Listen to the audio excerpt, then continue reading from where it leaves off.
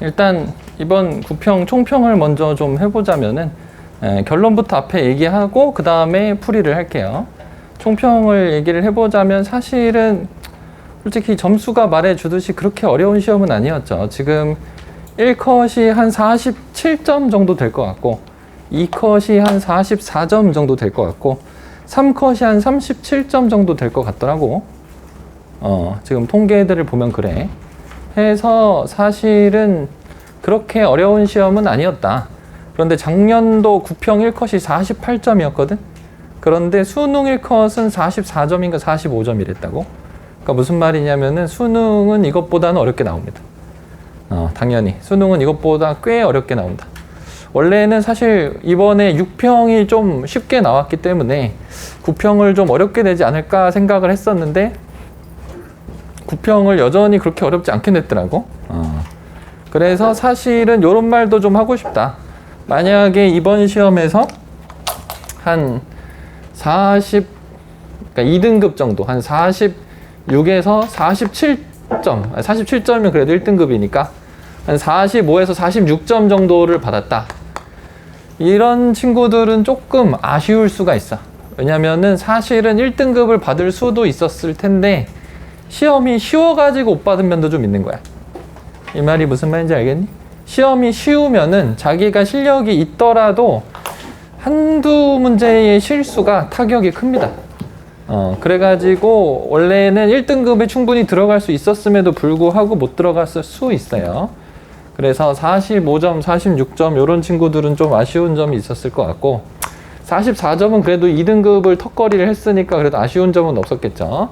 그 다음에 47점도 뭐 만족을 했겠지만 또 47점에서 50점, 아니 50점은 아니고 48점 이 정도 친구들은 만점을 받을 수 있는 시험이었어. 47, 48 이렇게 나온 친구들은 만점을 받을 수가 있는 시험이었는데 만점을 못 받은 거야.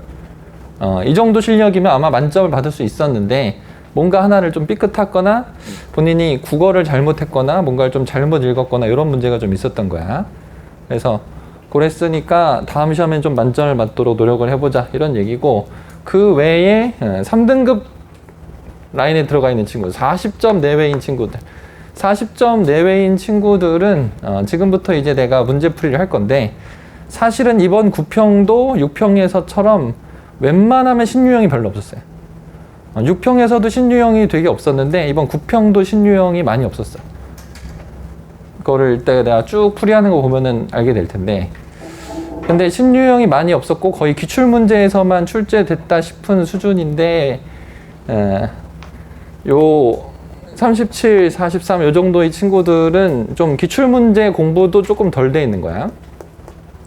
그래서 3등급 받은 친구들은 기출문제 공부도 조금 더 해야 되겠다. 지금 뭐 어려운 어디 모의고사 사고 그럴 때는 아닙니다. 이 친구들은 뭘 해야 되냐면은 기출문제 다시 풀어봐야 되고요. 그 다음에 내가 알려준 풀이법들이 있잖아요. 내가 알려준 풀이법들을 잘 안 쓴 겁니다. 내가 봤을 때. 그래서 나한테 내 정규반 수업을 들은 학생은, 혹은 심화반 수업을 들은 학생은 나한테 말을 하면은, 사실 심화반 같은 경우에 우리 밴드에 영상이 올라가 있죠. 그리고 정규반 수업을 들은 학생들은 나한테 말을 하면은 내가 정규반 영상도 다시 줄 수가 있으니까 거기 공부법, 아니 문제 풀이법을 보고서 좀 따라하려고 노력을 해봐. 그게 잘 됐으면은 사실은 3등급이 이번에 나왔을 리가 없어. 그리고 3등급도 안 나왔다, 37점 이하다, 이런 친구들은 이제 공부를 좀 빡세게 해야 되겠다. 충분히 지구과학이 어렵지 않음에도 불구하고 아직 공부가 그냥 부족한 겁니다. 공부를 더 빡세게 해보자, 이런 얘기를 하고 싶군요. 그래요. 이 얘기도 좀 해야 되는데, 2등급 받은 친구들은 오답 노트 꼭 만들어야 됩니다. 왜 2등급에서 1등급이 되지 못했느냐? 충분히 1등급 될 수 있었는데, 내가 보기에는 오답 정리를 제대로 안 해서 그래요. 오답 정리를 제대로 했었으면 1등급이 나왔을 겁니다. 혹은 3등급에 좀 40점 이상인 사람들, 그래서 한마디로 40점에서부터 46점 사이인 친구들은 오답 정리를 제대로 안 했을 수 있다. 그래서 오답 정리를 제대로 해가지고 다음 시험에 1등급을 맞아보자, 이런 얘기. 바로 보도록 합시다. 내가 모든 문항을 다 풀어줄 거거든요. 그래서 모든 문항 자기가 거의 많이 맞았겠지만 그래도 평가원이라는 거는 시험을 이렇게 내는구나 이런 걸 한번 보라고. 평가원이 시험을 어떻게 되는지. 자, 일단 학생 A가 한 말, 네오가 성숙 단계에서 천둥과 번개를 동반한다. 요 말, 요거 참고로 지금 이거 다 우리 책에 있는 문제들이죠. 내가 이렇게 저것들이 어디서 나왔던 것들인지 내가 다 이렇게 보여줄게요. 지금 보면은 14년도 7월 합평 문제에 여기 보면은 천둥 번개가 가장 잘 만들어지는 단계는 다이다 이렇게 나와 있죠. 다가 무슨 단계냐? 지금 이건 순서 없이 나타낸 거라서 처음에 나 단계가 상승을 하는 게 이게 무슨 단계고? 저군 단계. 상승을 이제 막 시작하는 게. 그 다음에 상승도 하고 하강도 하는 이게 무슨 단계고? 성숙 단계. 그 다음에 하강만 하는 요 단계가 무슨 단계야? 소멸 단계. 그 중에서 천둥과 번개는 언제 가장 잘 발생한다고? 성숙 단계. 다에 제일 잘 발생한다는 게 이미 문제로 나왔었어. 당연히 알고 있어야 되는 거야. 우리 기출문제 중에 있었던 거니까. 그러니까 저 말이 그냥 그대로 이전에 나왔던 거야. 알겠지? 분명히 풀어본 거야, 우리 숙제로. 그 다음에 B. 우박이 주로 층운형 구름에서 잘 발생한다. 일단 우박 문제도 작년 6평에 나왔었죠.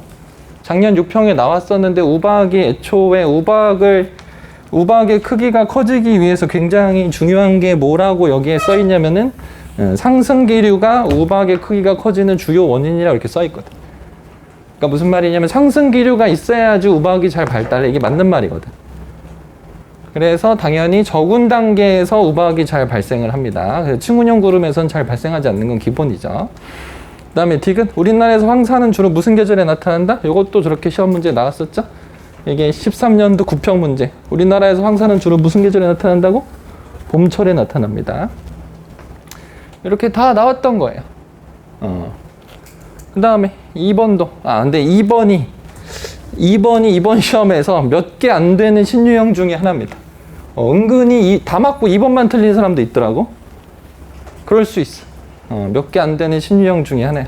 일단 기억은 기본이라고 할 수 있어. 이게 지금 3년 전에 9평에 나왔던 멘틀 대류설은 파 대류기동의 원동력이다 이거거든. 그래서 기억은 나왔던 거야. 그래서 기억은 신유형이 아니야. 하지만 내가 요거 풀이하면서 참고로 이 네모로 이렇게 쳐놓은 것들은 신유형입니다. 요게 지금 신유형인데 일단 니은 이거를 안타깝게도 국어를 잘못 읽는 친구들이 있어. 멘틀 대류설은 증거가 없다고 우리가 배웠지. 멘틀 대류설은 증거가 없기 때문에 니은이 딱히 해양지각의 연령이 대륙지각의 연령보다 적은 게 이 멘틀 대류설의 증거인가? 약간 이런 걸 헷갈린 사람이 있어. 근데 애초에 지금 여기 니은 보기에서 말하는 거는 멘틀 대류설의 증거를 말하고 있는 게 아니지. 이 말이 무슨 말인지 알겠지? 니은에서 멘틀 대류설의 증거를 지금 말하고 있는 게 아니지. 이 멘틀 대류설이 이걸 설명할 수가 있냐고. 그럼 여러분은 이 문제 볼 때 생각을 어떻게 해야 되냐면은 이 그림을 보니까 이것을 얘가 설명할 수가 있나? 일단 니은의 이유부터 생각을 한번 해봐야지. 근데 니은의 이유 자체를 사실은 생각을 별로 못 해봤을 가능성이 높기 때문에 이 문제가 쉽지 않을 수 있습니다. 해양지각의 평균 연령이 대륙지각의 평균 연령보다 적은 이유는 뭔 소리냐면은 이 해령에서 만들어진 해양지각들이 이렇게 가가지고 어디로 들어가요? 해구로 이렇게 들어가가지고 가서 소멸을 해버리죠. 그래서 해양 지각들은 조금 가다가 나이가 점점 많아지다가 보면 어느 정도 이상 돼서 선 넘으면은 소멸해버려요. 그렇기 때문에 해양 지각은 평균적으로 나이가 적어요. 대륙 지각은 이렇게 들어가 안 들어가? 안 들어가지. 왜 안 들어가지 근데? 대륙 지각도 좀 들어가면 안 돼? 밀도가 작으니까 안 들어가죠. 그래서 이 멘틀 대류설의 그림을 보면은 해양 지각은 이렇게 멘틀 대류 하강할 때 들어가고 대륙지각은 안 들어가니까 해양지각의 연령이 더 적겠구나. 설명이 되겠구나. 이렇게 생각을 하는 그런 문제야. 근데 이런 생각을 사실은 그 전에 하라고 문제가 출제된 적이 없었어. 그렇기 때문에 이게 어려웠을 수 있다. 틀릴만 했다. 2번이었지만 틀릴만 했다. 그 다음에 디귿도 신유형 보기였다. 디귿도 우리가 사실은 그 얘기 했습니다. 멘틀 대류설에는 두 가지가 있어서 지금 저 경우처럼 연약권 부분만, 여기 상부 멘틀이라고 되어 있는 건 연약권 대류만 일어난다는 소리죠. 연약권 부분만 대류가 일어나는 멘틀 대류설도 있지만 어떤 멘틀 대류설이 있냐면은 외핵의 표면에서부터 이렇게 상승을 해가지고 멘틀 전체가 대류한다고 말하는 멘틀 대류설이 있어요. 내가 요거에 대해서 무슨 이야기를 하였냐면은 요 얘기를 할 때는 언제다? 무엇 얘기를 할 때다? 플룸 구조론 얘기할 때입니다. 플룸 구조론 얘기할 때 요 얘기를 해요. 왜냐면 플룸 구조론은 저기 디귿 보기에도 써있듯이 뜨거운 플룸은 외핵의 표면, 핵과 멘틀의 경계면에서 생성돼 가지고 상승을 하거든. 얘는 그거 설명이 안 되지. 왜냐면은 얘는 무슨 소리냐면 여기서 뭔가 움직이는 게 없다는 뜻이거든. 근데 실제로 뜨거운 플룸은 움직이잖아. 뜨거운 플룸은 여기 핵과 멘틀의 경계에서 이렇게 상승을 하잖아. 그러니까 얘는 디귿을 설명하지 못하는 거지. 요런 거야. 그래서 이게 이런 얘기인데 일단 디귿은 좀 쉽다. 좀 생각할 만 하더라도 니은을 아마 한 번도 생각해 보지 못했을 가능성이 높기 때문에 지금 주어진 그림을 보고서 될 것 같은데 이렇게 생각을 하고 풀지 못하면은 틀릴 수 있다. 그런 얘기였고요. 그 다음에 3번. 3번도 뭐 평범한 문제죠. 지금 빨간 네모가 없다는 거는 다 나왔던 복이란 소리입니다. 일단 산소 기체의 용해도는, 이건 작년 수능 문제죠. 산소 기체의 용해도는 뭐하고 제일 밀접한 관련이 있습니까? 수온하고 제일 밀접한 관련이 있죠. 그래서 지금 A하고 B의 표면에서의 수온의 차이로 인해서 산소 용해도가 달라지는 게 작년 수능에 나왔었던 거거든요. 그래서 지금 얘도 마찬가지로 수온만을 고려할 때 표면 해수면에서의 산소기체 용해도는 얘는 수온이 높고 얘는 수온이 낮으니까 수온 낮은 B가 산소기체 용해도가 더 크겠죠? 그 다음에 니은 수온이 14도씨인 해수의 밀도는, 뭐 해수의 밀도도 굉장히 맨날 시험에 나오는 것이죠. A, B, C 중에 해수의 밀도가 가장 큰 해역은 어디냐? 재작년 수능 문제예요. 참고로 내가 요거를 이따가 그 밴드에 이 파일 자체를 올릴 거예요. 지금 이 파일이 무슨 파일이냐면은 이번 구평 문제랑 그 다음에 이 구평 문제의 보기들이 어디에서 출제된 적이 있었는지를 지금 모아 놓은 거거든. 근데 이게 파일이 굉장히 좀 가치가 있는 게 뭐냐면은 지금 구평 문제 시험 문제가 웬만하면은 교육과정 바뀐 이후에 기출문제에서 중복이 많이 됐어. 무슨 말이냐면은 교육과정 이전 기출문제가 그렇게 많이 나오지 않았어. 거의 근 3년에 나왔던 근 2년간 나왔던 문제들이 또 한 번 반복된 문제들이 많다. 그래서 솔직히 말해서 3등급에서 2등급 가고 싶은 사람은 지난 3년간 기출문제만 제대로 맞출 수 있어도 2등급은 갑니다. 이따가 보면은, 계속 보다 보면은 그 말이 사실이란 걸 알 거야.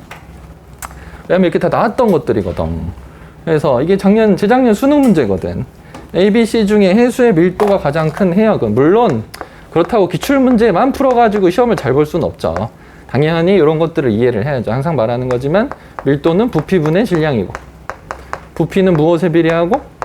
수온에 비례하고, 질량은 무엇에 비례한다? 염분에 비례한다. 이걸 알고 풀어야지. 물론 이거 기출문제를 제대로 맞출 수 있으면은 시험을 잘 볼 수 있다는 게 기출문제를 외우라는 소리는 아니야. 기출문제의 풀이법을 이해를 하라는 거지. 그냥 이거의 답은 뭐다, 이걸 외워가지고 시험을 잘 본다는 얘기는 아니야. 그래서 ABC 중에 해수의 밀도가 가장 큰 해역은 수온이 낮고, 수온이 제일 낮고, 염분, 근데 얘 같은 경우에는 요 공식도 요 공식이지만 어차피 등밀도선이 있으니까 등밀도선 보면 되긴 하는데, 보통 이렇게 수온이 낮은 놈이 밀도가 제일 크죠. 그래서 여기서도 마찬가지로 얘는 근데 거꾸로 수온이 14도씨인 거를 줬으니까 수온이 14도씨인 거에 선을 긋고, 그 다음에 내가 또 뭐라고 했어? 이런 거 나오면 수온이 14도씨 이런 걸로 정해주면은 선 그으라고 했잖아. 물론 선 안 그어도 풀 수 있지. 근데 선을 그으면 나중에 검토할 때 더 빨라진다니까? 지금이라도 그어볼래? 14도씨에 선을 그으면 뭐가 좋습니까? 14도씨에 선을 그으면은, A는 염분이 이 정도인데 B는 염분이 이 정도구나. 요 선도 좀 그어줘야겠죠? 요 선을 이렇게 그어 놓으면 나중에 검토할 때 선을 틀리지 않게 그어놓은 것만 확인하면은 검토 금방 할 수 있다고요. 밀도가 지금 B가 더 크기 때문에 해수의 밀도가 A가 더 작다고요. 그 다음에 디귿, 혼합층의 두께도, 이건 재작년 5월 합평에 나온 문제인데, 혼합층의 두께도 우리가 알다시피 혼합층의 두께는 굉장히 여기서 잘 나온다고 내가 굉장히 강조를 했었죠, 원래. 혼합층의 두께는 이 그림에서 굉장히 잘 물어보는 것이고, 혼합층의 두께는 0m부터 이렇게 쭉 내려온다고 해서 무조건 혼합층이 있는 것이 아니라고 내가 말을 했어요. 얘는 지금 수온이 계속 변하기 때문에 이건 혼합층이 아닌 거고, 얘 같은 경우에는 0m에서 여기까지는 수온이 똑같기 때문에 혼합층인 겁니다. 다시 무슨 말이냐면 지금 주어진 우리 이번 구평 문제에서 지금 A는 사실상 혼합층이 거의 없다고 봐야죠. A는 0m부터 내려오면서 바로 수온이 변해버리기 때문에 혼합층이 없다고 봐야지. B만 0m부터 50m까지가 그냥 싹 다 혼합층이라고 봐야지. 그래서 A는 혼합층이 없는 거고 B는 혼합층이 그래도 50m까지는 있는 겁니다. 그래서 혼합층의 두께는 B가 두꺼운 거죠. 그 다음에 4번. 이거 퇴적구조 실험 문제. 퇴적구조 실험 문제는 자주 나오는 편인데 이 문제는 솔직히 별로 어렵지 않죠. 누가 봐도 이건 뭐고? 생긴 거 보면 누가 봐도 건열이고, 니은은 왜 넣는지 모르겠어. 너무, 그러니까 내 말은 니은은 좀 당연한 말이지. 그냥 당연한 말이야. 건조한 환경에 노출돼서 전등빛을 충분히 비추었다는 게 햇빛을 많이 비췄다는 소리겠지. 그렇게 해가지고 표면이 이렇게 갈라져 변화가 이렇게 됐대. 그게 결과를 스케치한다. 맞고, 디귿 정도가 이제 사전에 공부 안 했으면 맞추기가 힘든 부분인데 디귿도 뭐 많이 나왔죠. 여기 보다시피 모든 퇴적 구조는, 이거는 물론 얘는 사층이고 얘는 연은이고 쟤는 건열이지만 애초에 모든 퇴적 구조가 주로 뭐에서 나타난다고?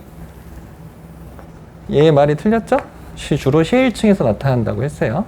그래서 내가 그 이유도 설명을 하기를, 퇴적 구조라는 건 한마디로 자국이 남은 건데 발자국이 자갈밭에서 잘 남겠느냐 아니면은 진흙밭에서 잘 남겠느냐 이런 얘기라고. 당연히 진흙에서 발자국이 잘 남는 것처럼 퇴적 구조는 주로 시일층에서 나타나고 여감층에서 나타나지 않습니다. 내가 지금 요거 가져온 거는 지금 똑같이 틀렸다고. 학생 C, 퇴적 구조는 주로 여감층에 나타나. 틀렸다고. 재작년 6평 문제야. 5번. 이걸 설마 은하를 잘 모르는 학생도 딱 보면은 나가 그나마 타원형이고, 가는 딱 봐도 뭔가 모양이, 이건 무슨 모양이 말할 수 없죠. 불규칙 은하죠. 이건 보면 아는 것이고. 니은 디귿도 뭐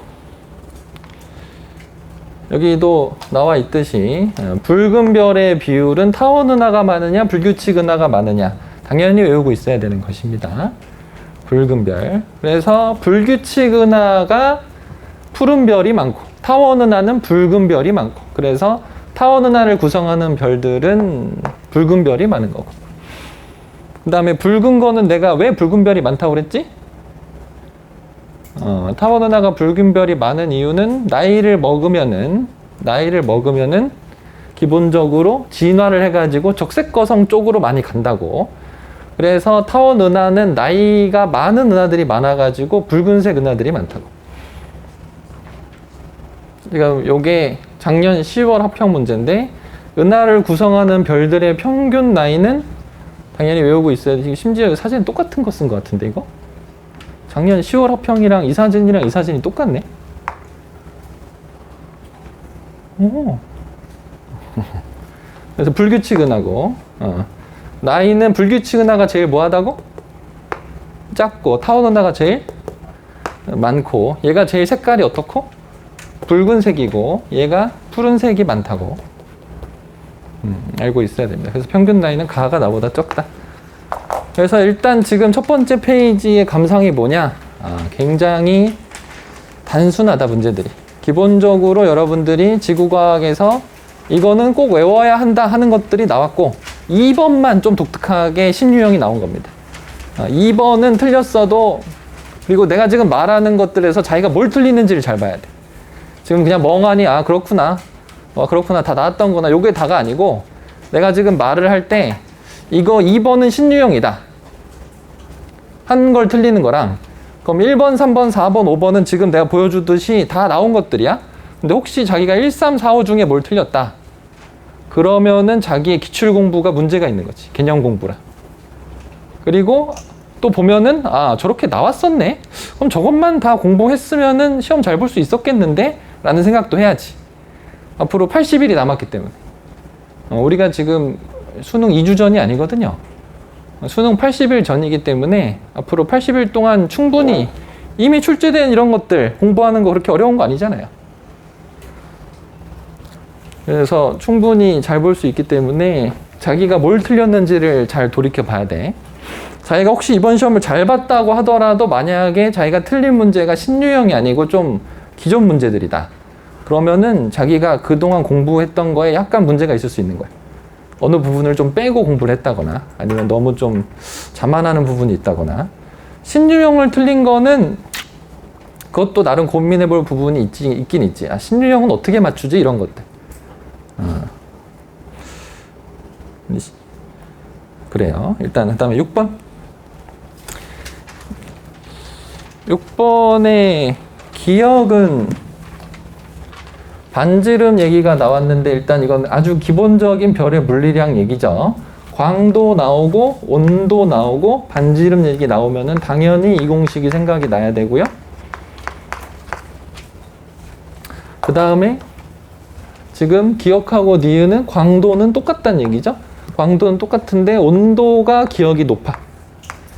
기억이 온도가 높다는 거는 원래 광도가 어때야 되는데? 더 밝아야 되는데 기억이 광도가 더 밝지가 않고 니은이랑 광도는 똑같아. 온도는 높은데 광도는 똑같다. 그거는 반지름이 뭐하다는 얘기다? 작다는 얘기다.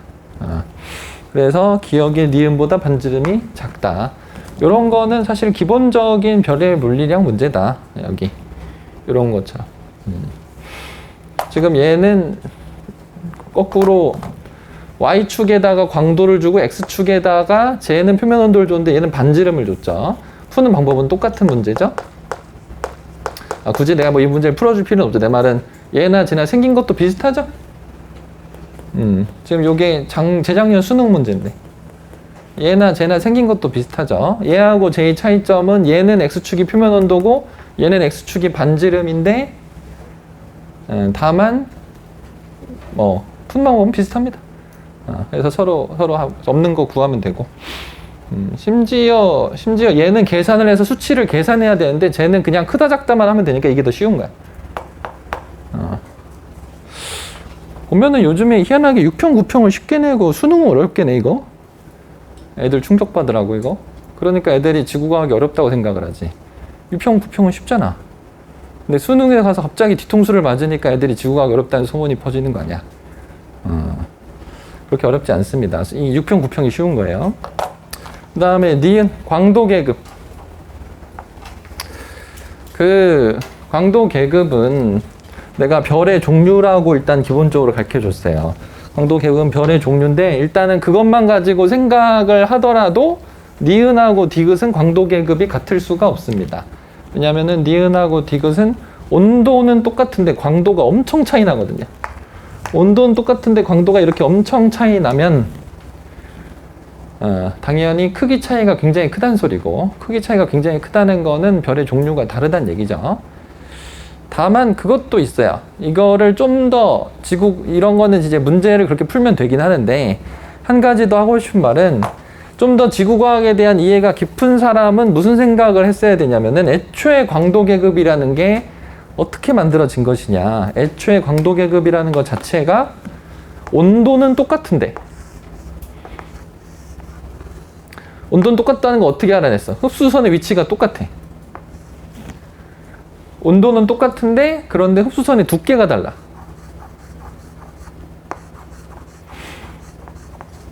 이런 스펙트럼 두 개를 보고서 과학자들이 고민을 하다가 만들어낸 게 광도 계급이거든. 그러니까 무슨 말이냐면은 애초에 일단 얘가 흡수선의 두께가 두꺼운 이유가 뭐라고 했더라? 뭐가 커서 두껍다고 그랬더라? 밀도가 커서 두꺼운 겁니다. 그리고 별의 밀도는 내가 뭐랑 매우 밀접하게 상관이 있다고 그랬더라? 크기랑 밀접하게 상관이 있다고 그랬어요.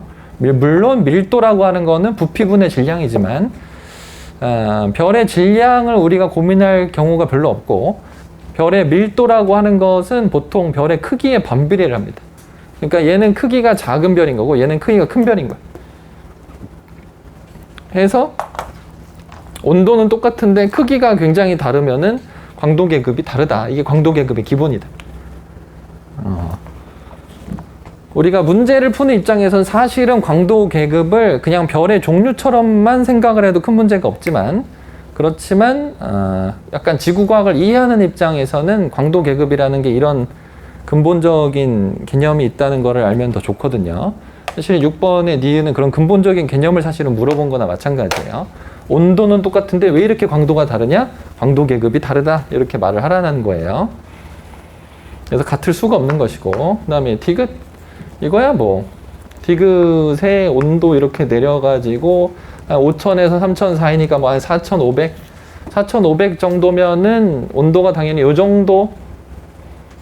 요 정도인가? 그러니까 여기 어딘가에 있다는 걸 알아야지. 여기 어디에 있든지 간에 C2 흡수선이 제일 강하게 나타나죠. H1 흡수선은 요거밖에 안 나타나죠.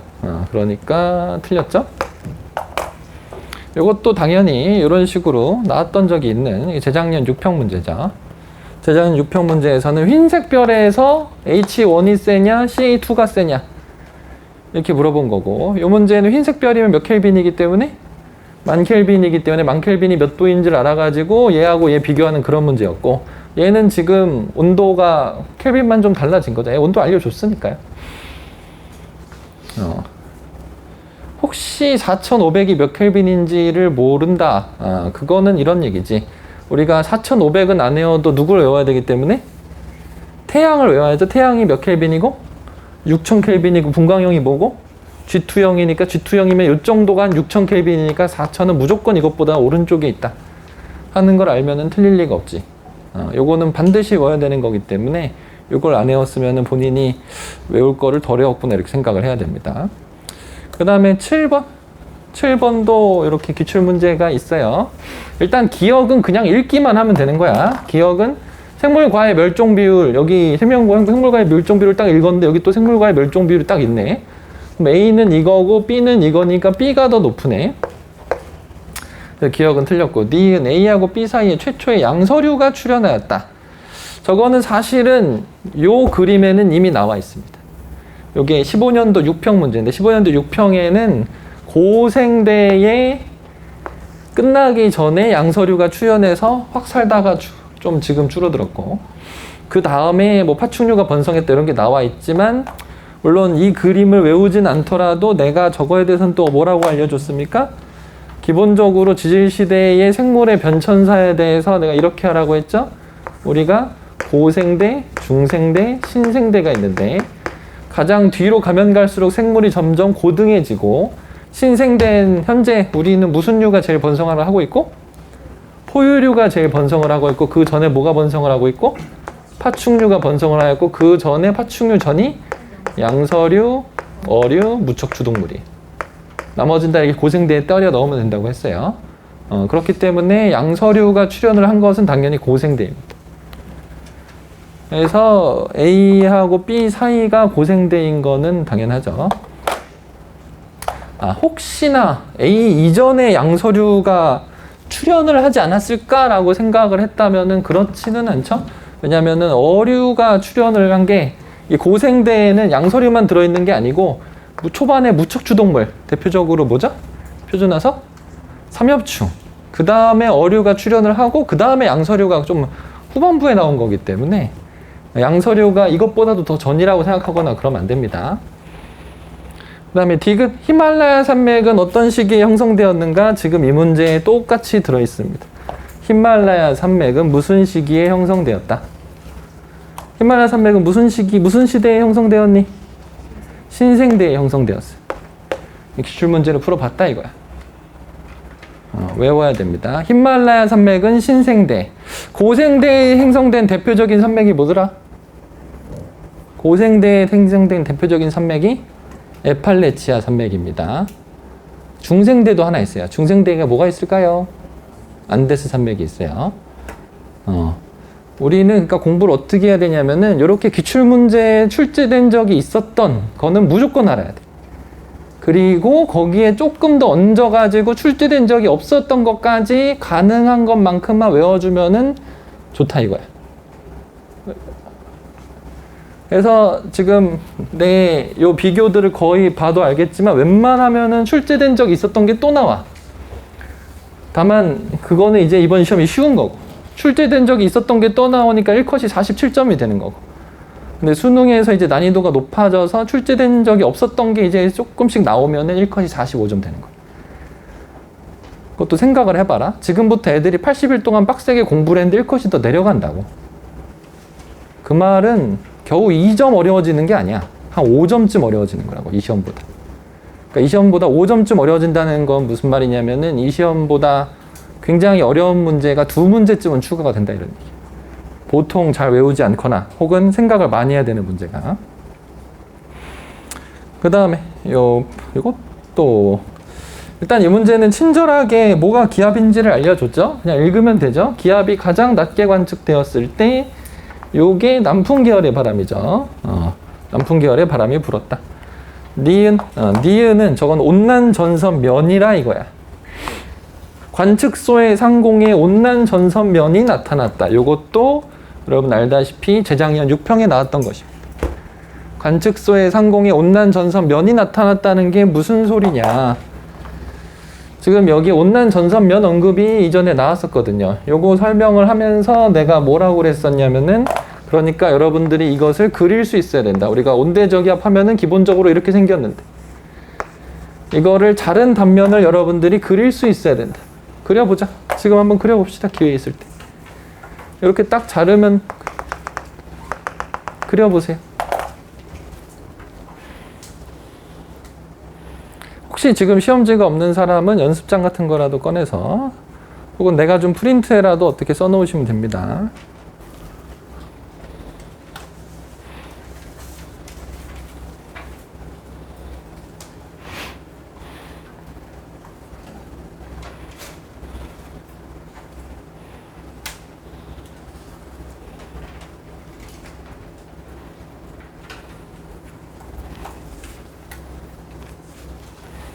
네, 이거 어떻게 그려진다고 그랬죠? 지금 온난전선 면이 여기에 이렇게 있죠? 왜냐면 여기 지금 따뜻한 공기 지역인데, 온난전선이라고 하는 건 무엇이냐? 따뜻한 공기가 여기 있는 찬 공기를 이렇게 타고 올라가는 게 온난전선이다. 그래서 여기에 온난전선이 여기 있고, 이건 전선 면이라는 거예요. 그 다음에 이렇게 한랭전선 면이 그려지죠? 여긴 한랭전선이고, 그래서 일단 재작년 6평 문제의 답은 뭐였냐면은 온난전선 면과 한랭전선 면은 지표면에서 어떤 공기 지역에 분포를 한다? 찬 공기 지역에 분포를 한다. 찬 공기 지역 위쪽에 위치한다. 공기가 더 차가운 쪽에 위치한다. 맞는 말이다. 그 다음에 요 얘기는 무슨 얘기냐? 관측소에서 상공에 온난전선 면이 나타나겠냐고. 근데 A 시기가 무슨 시기냐면 무슨 풍이 불 때야? 남서풍이 불 때. 그 전엔 남동풍이었어. 그 전에는 남동풍이었는데 그 후에는 남서풍으로 바뀌었을 때가 이 시기야. 남서풍으로 바뀌었을 때는 요때죠. 요때 여기 상공에 온난전선 면이 있니?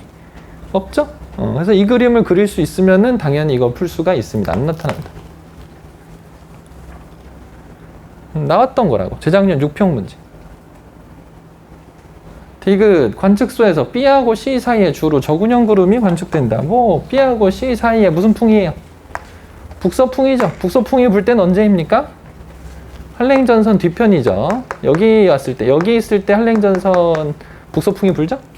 여기 한랭전선 뒤편에 여기에 저군형 구름 맞죠? 맞아요.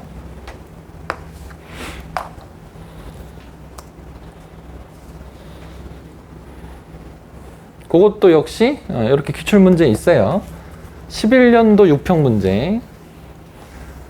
심지어 바람도 똑같아. 여기서 뭐라고 그랬어? 저군형 구름은 A 시기에 주로 관측이 되냐? 라고 물어봤잖아. 이거는 틀렸죠? A 시기는 남동풍이 불 때고, 남동풍은 무슨 전선 앞이고? 온난 전선 앞에는 층운형 구름이니까 틀렸지. 이 문제를 제대로 풀었으면은 저군형 구름은 한랭전선 뒤편에 있어. 그러니까 이 중에 무슨 풍? 북서풍이 불 때가 요거 세트야. 요거를 이해를 한다는 거지. 그러니까 어떤 기출문제를 제대로 푼다는 거는 그냥 요거 틀렸네 하고 넘어가는 게 아니고 왜 틀렸는지 이해를 한다는 거지. 저군형 구름은 이게 아니고 이거야 라는 걸 안다는 거지. 그랬으면 저 문제를 맞췄겠죠. 8번의 디귿. 9번을 왜 또 틀리냐. 이게 작년 9평에 나온 문제가 이것보다 훨씬 어려운데 그거에 비하면은 이거는 뭐 새로운 것이 없는데 이걸 왜 틀리는 거야. 이렇게 말하면 안 되죠. 또 틀린 친구들이 맴짓하잖아. 어제 현호진 선생님이 총평을 하시면서 이번 수학은 너무 쉬워서 해설 강의는 안 하겠습니다. 나 그거 들으면서 그걸 들었다기보다는 사실 나도 그걸 내가 굳이 다른 과목을 챙겨보진 않던데 그랬다는 얘기를 들어서 나도 보니까 그렇게 말씀하셨더라고. 보면서 오 대단해. 학생들이 사실은 해설 강의도 할 필요 없을 정도의 쉬운 문제를 학생들은 또 틀린 학생들이 있잖아요. 그럼 또 맴짓하겠군 이런 생각을 했어요. 아무튼 수학이 쉬웠니? 수학이 지금 어떻게 시험이 돼 있지? 수학이 있고 선택 과목이 있는 건가? 그냥 수학은 1컷이 따로 있지? 아니요. 그냥 수학은 1컷이 없어 따로? 아니요, 그냥 합쳐서. 그게 무슨 과목별로 다 1컷. 3개 과목별로 1컷이 달라? 그럼 예를 들어 미적분 난 잘 모르니까 미적분이 어렵다고 하니까 미적분 1컷이 만점은 아닐 거 아니야. 만점이 몇 점이지? 100점이야? 그럼 미적분 1컷은 몇 점인데? 그걸 16점이나 틀리면 그거 16점이나 틀리면 쉬운 해설 16점 정도에 대한 해설 강의가 필요하지 않나?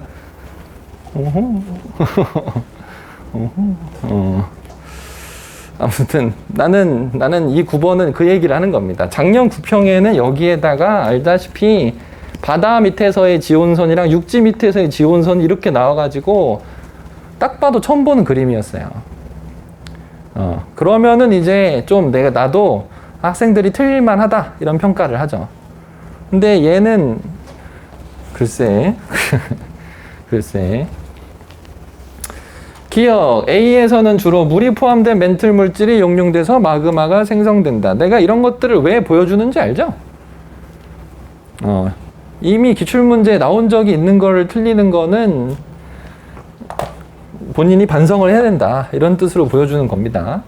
물에 의한 용융점 하강으로 생성되는 마그마가 뭔지 이미 기출문제에서 물어봤거든요.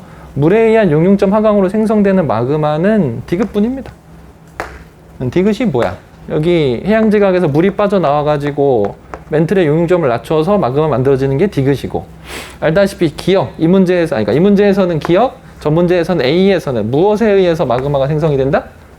압력 감소로 마그마가 생성된다고 여기에 써 있어. 기억은 A에서 C 과정, 압력 감소로 생성되는 마그마이다.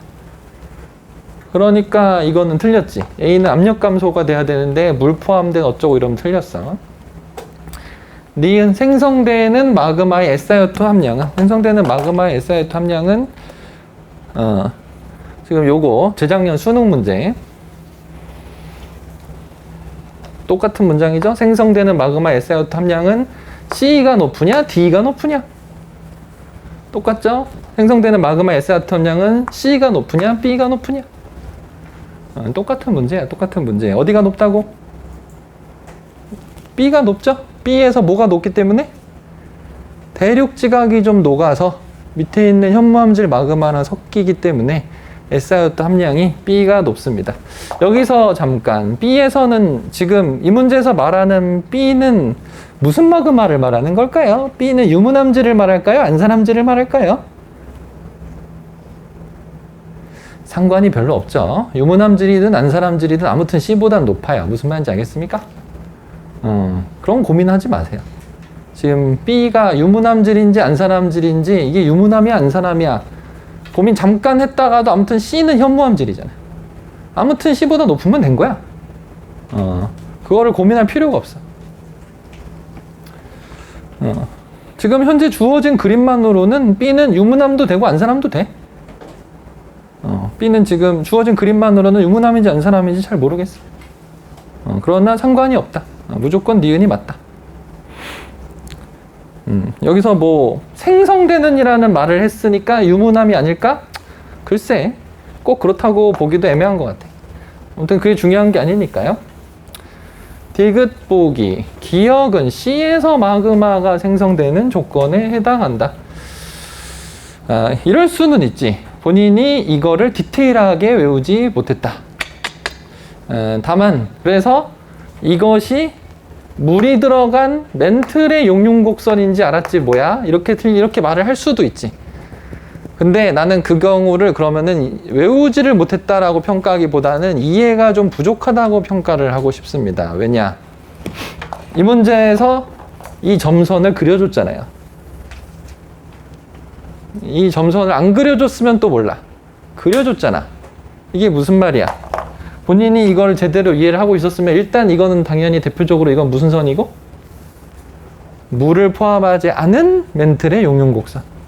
이 물을 포함하지 않는 멘틀의 용융곡선에 물이 들어가면 잘 봐라. 이거 시작 지점은 똑같다. 이게 무슨 말인지 알겠어? 이 초록색 선이나 빨간 선이나 둘 다 무슨 선이기 때문에?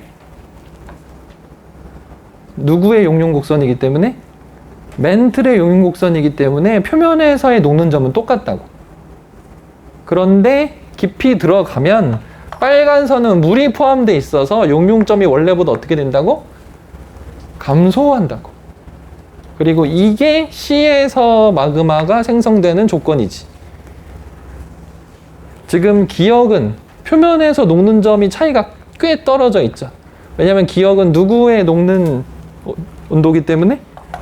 대륙지각, 유문암질 암석의 녹는 온도이기 때문에. 그래서 이거를 내가 그래서 항상 공부를 할 때 웬만하면 이해를 하라고 하는 부분이 본인이 까먹을 수 있거든요. 이 그래프의 선들을 다 외울 수는 없죠. 그러나 본인이 지금 내가 말한 걸 이해를 하고 있으면은 이 기역 노란 선은 초록색과 빨간색 얘네 둘하고는 상당히 종류가 다르다는 걸 생각을 해야지. 그리고 이놈이 바로 대륙지각이 녹는 선이다 라는 거를 생각을 해야지. 그래서 가능하면은 이해를 하는 게 결과적으로는 오래 간다. 너무 아무 생각 없이 외우면은 중요한 순간에 까먹어 버리면은 맞을 수가 없어요. 그래서 지금 내가 방금 말한 거 잘 생각을 하라고. 그 다음에 10번?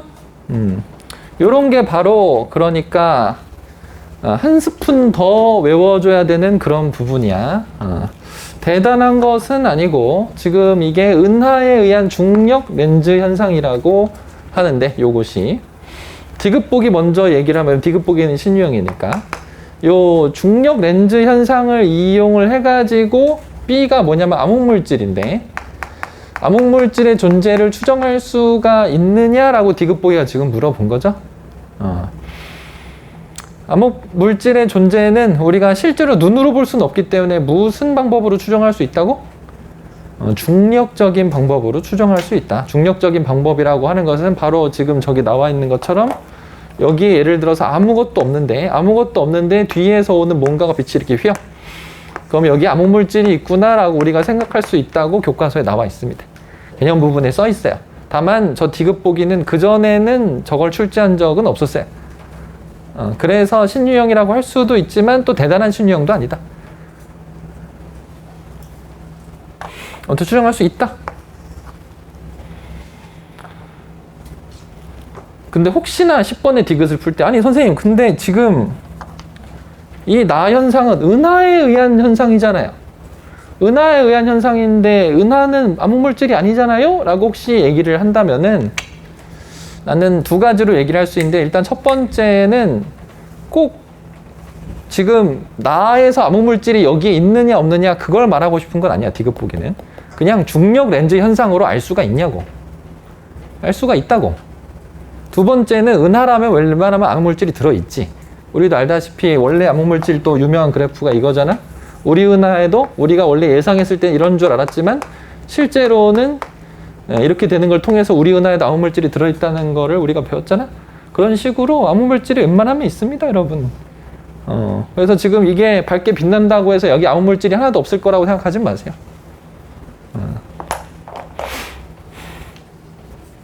다만 또 내 말을 오해하면 안 되는 게 별 그 자체 안에 암흑물질이 들어있는 거는 또 아닙니다. 암흑물질은 은하는 있는데 왜 또 별은 없느냐? 그거는 그러니까 별이 이렇게 있고 별이 이렇게 있으면은 별과 별 사이에 우리가 보기 아무것도 없어 보이는 빈 공간에 암흑물질이 있다고.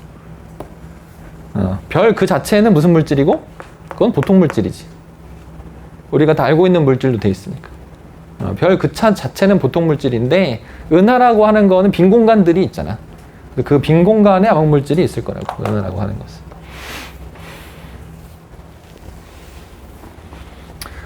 그 다음에 뭐 기억 니은은 완전 나온 적이 있었던 것이죠.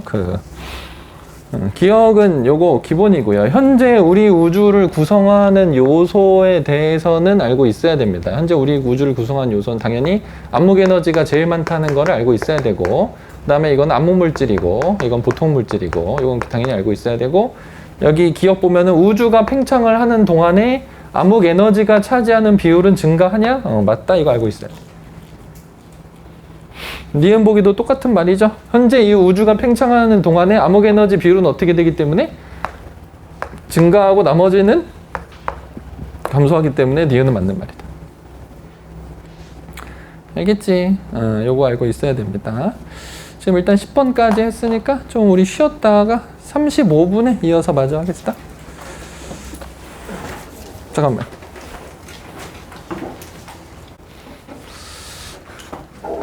이어서 해봅시다.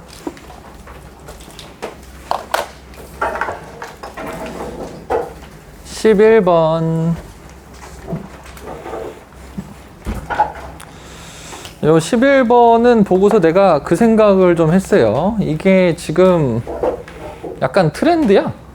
약간 트렌드라는 건 그러니까 이렇게 생긴 그래프 있잖아. 요거 작년 9평에 나왔던 이 그래프. 이거 지금 교육과정 바뀐 2년 사이에 거의 한 3번 나왔어. 이게 아마 거의 4번째야. 그러니까 이게 교과서에 있는 그래프는 아니거든? 교과서에 있는 그래프는 아닌데 뭘 이걸 이렇게 자꾸 내지? 약간 이런 느낌이 좀 있었어.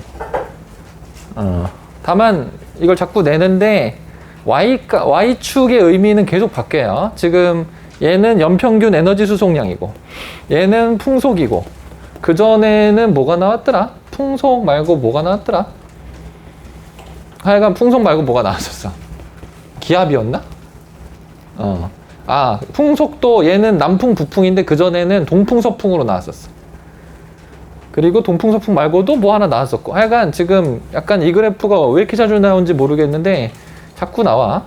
자꾸 나오는데 일단 기억은 기본이죠. 우리 알다시피 위도 30도하고 60도 사이에는 페렐 순환이 남반구든 북반구든 무조건 있어서 당연히 간접순환이 위치합니다.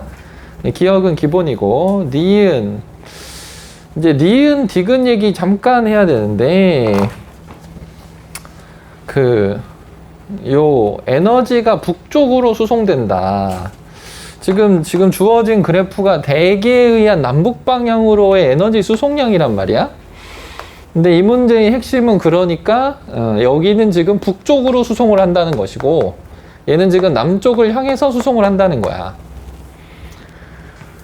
근데 학생들이 이 문제를 뭐 별 생각 없이 맞출 수도 있고 근데 또 이걸 막 복잡하게 생각을 하다 보면은 대기 대순환에서 에너지를 이렇게 가져가긴 가져가는데 적도 바로 위쪽에 여기서는 북풍이 불잖아 이렇게 이러면 그럼 북쪽에서 남쪽으로 수송하는 게 아닐까?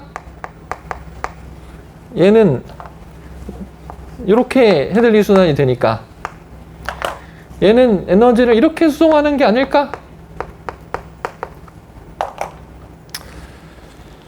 라고 생각을 하는 학생이 있지 않을까라는 생각을 내가 조금 해보았습니다. 그런데 그게 참 안타깝게도 그런데 일단 이렇게 먼저 이 말 먼저 합시다. 일단 북반구 남반구 먼저 결정해 보자. 북반구 남반구 먼저 결정을 해보면은 여기가 북반구죠. 왜냐하면 북반구에서 기본적으로 에너지 수송의 기본이 뭐냐고. 에너지 수송의 기본이 뭐야? 만약에 이 생각을 한다면은 어디는 남쪽으로 수송하고 여기는 북쪽으로 수송하고 여기는 남쪽으로 수송한다고 문제에서 그렸겠지. 이게 무슨 말인지 알겠지? 만약에 이 적도 바로 위가 지표면 바람이 이쪽으로 부니까 헤들리 순환에 의해서 남쪽으로 수송을 하는 거였으면 문제에서 남쪽, 북쪽, 남쪽을 다 썼겠지. 근데 얘는 희한하게 그렇게 하질 않고 어떻게 했어? 그냥 통으로 북쪽이라고 했잖아. 통으로 남쪽이라고 하고. 그렇게 한 이유가 뭐냐면은 에너지 수송의 기본이라고 하는 것은 에너지는 기본적으로 저위도, 고위도 중에 무슨 위도에 많고? 저위도, 적도 근처에 많고, 적도 근처에 많은 에너지를 어디로 수송하는 것이기 때문에 고위도, 북쪽으로 수송을 하는 것이기 때문에 기본적으로 저위도에서 고위도로 수송한다 이 얘기예요. 지금 이 얘기들은. 그래서 저위도에서 고위도로 수송을 하면 북반구는 북쪽을 향해서 수송하는 것이고 남반구는 남쪽을 향해서 수송을 하는 것이죠. 혹시나 이렇게 복잡하게 생각을 했으면은 그렇게 생각하면 안 되는 이유는 이런 것이다. 기본적으로 만약에 이렇게 복잡하게 했으면 쟤도 복잡해야 되는데 제가 저렇게 단순하게 했으면은 저것이 이상하다고 생각하면 안 되고 쟤는 무슨 의도로 저런 생각을 했을까를 빨리 생각해야 된다고. 내 생각은 이게 맞고 저게 틀리다 이렇게 생각하면 안 된다고. 무조건 문제는 옳다고. 문제가 옳다는 배경 하에서 생각을 하면은 그렇게 생각을 해야 되고 그래서 B에서는 일단 0도에서 30도는 당연히 헤들리 순환 지역이고 남반구든 북반구든 헤들리 순환 지역이고 그 다음에 여기서 북쪽으로 수송한다고 문제에서 그랬는데 그걸 너가 따지면 안 되지. 그러면은 이 바람은 남쪽으로 부는데 이게 왜 북쪽으로 수송이냐 하면은 상공에서도 수송을 하기 때문이지. 왜 지표면만 생각을 해? 기본적으로 적도에서 출발한 공기가 상공에서 이렇게 올라가는 게 핵심인데. 그러니까 너가 지표면만 생각하는 게 잘못이지. 지표면이라고 말한 적도 없는데 문제에서. 그러니까 본인이 이상한 생각으로 빠지면 안 된다 이런 얘기야. 그리고 그렇게 하면은 여기는 북반구고 여기는 남반구니까 당연히 캘리포니아 해류가 남반구에 나타날 리가 없다 이런 얘기죠. 이거는 매우 무엇과 비슷하냐면은 작년 구평에 딱 1년 전에 나왔던 페루 해류는 여기서 나타나느냐? 이 문제의 좀 더 쉬운 버전인 거죠. 왜냐하면 여러분들이 페루 해류는 안 외워도 캘리포니아 해류는 외웠을 거 아니에요. 근데 작년엔 페루 해류가 나왔다니까? 근데 올해는 캘리포니아 해류가 나왔다니까? 그럼 뭐가 더 쉬운 거야? 올해가 시험이 쉬운 거야. 아무튼 올해가 사실 쉬운 거야, 쉬운 거. 작년 9평. 근데 작년 9평은 1컷이 48점이네. 오호. 아무튼 그래요. 그 다음에 12번. 어잉. 음.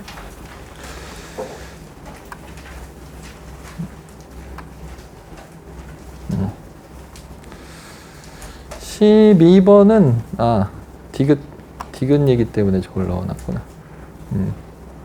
12번은 일단 기억이 살짝 뭐 신유형이라기보다는 지난번 이전에 나온 적이 없는 건 내가 일단 신유형으로 쳤습니다.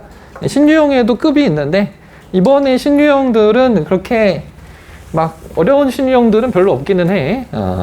일단 기억 같은 경우는 중심액의 온도라고 하는 것은 우리가 그래도 수업 시간에 말을 하기를 항상 뭐 한다? 증가합니다. 알아두세요. 이런 것들을 알아둬야 된다고. 내가 수업 시간에 이런 얘기를 하면은 자기가 몰랐던 얘기면 다 적어뒀어야 돼. 그냥 하고서 들으면 안 되고.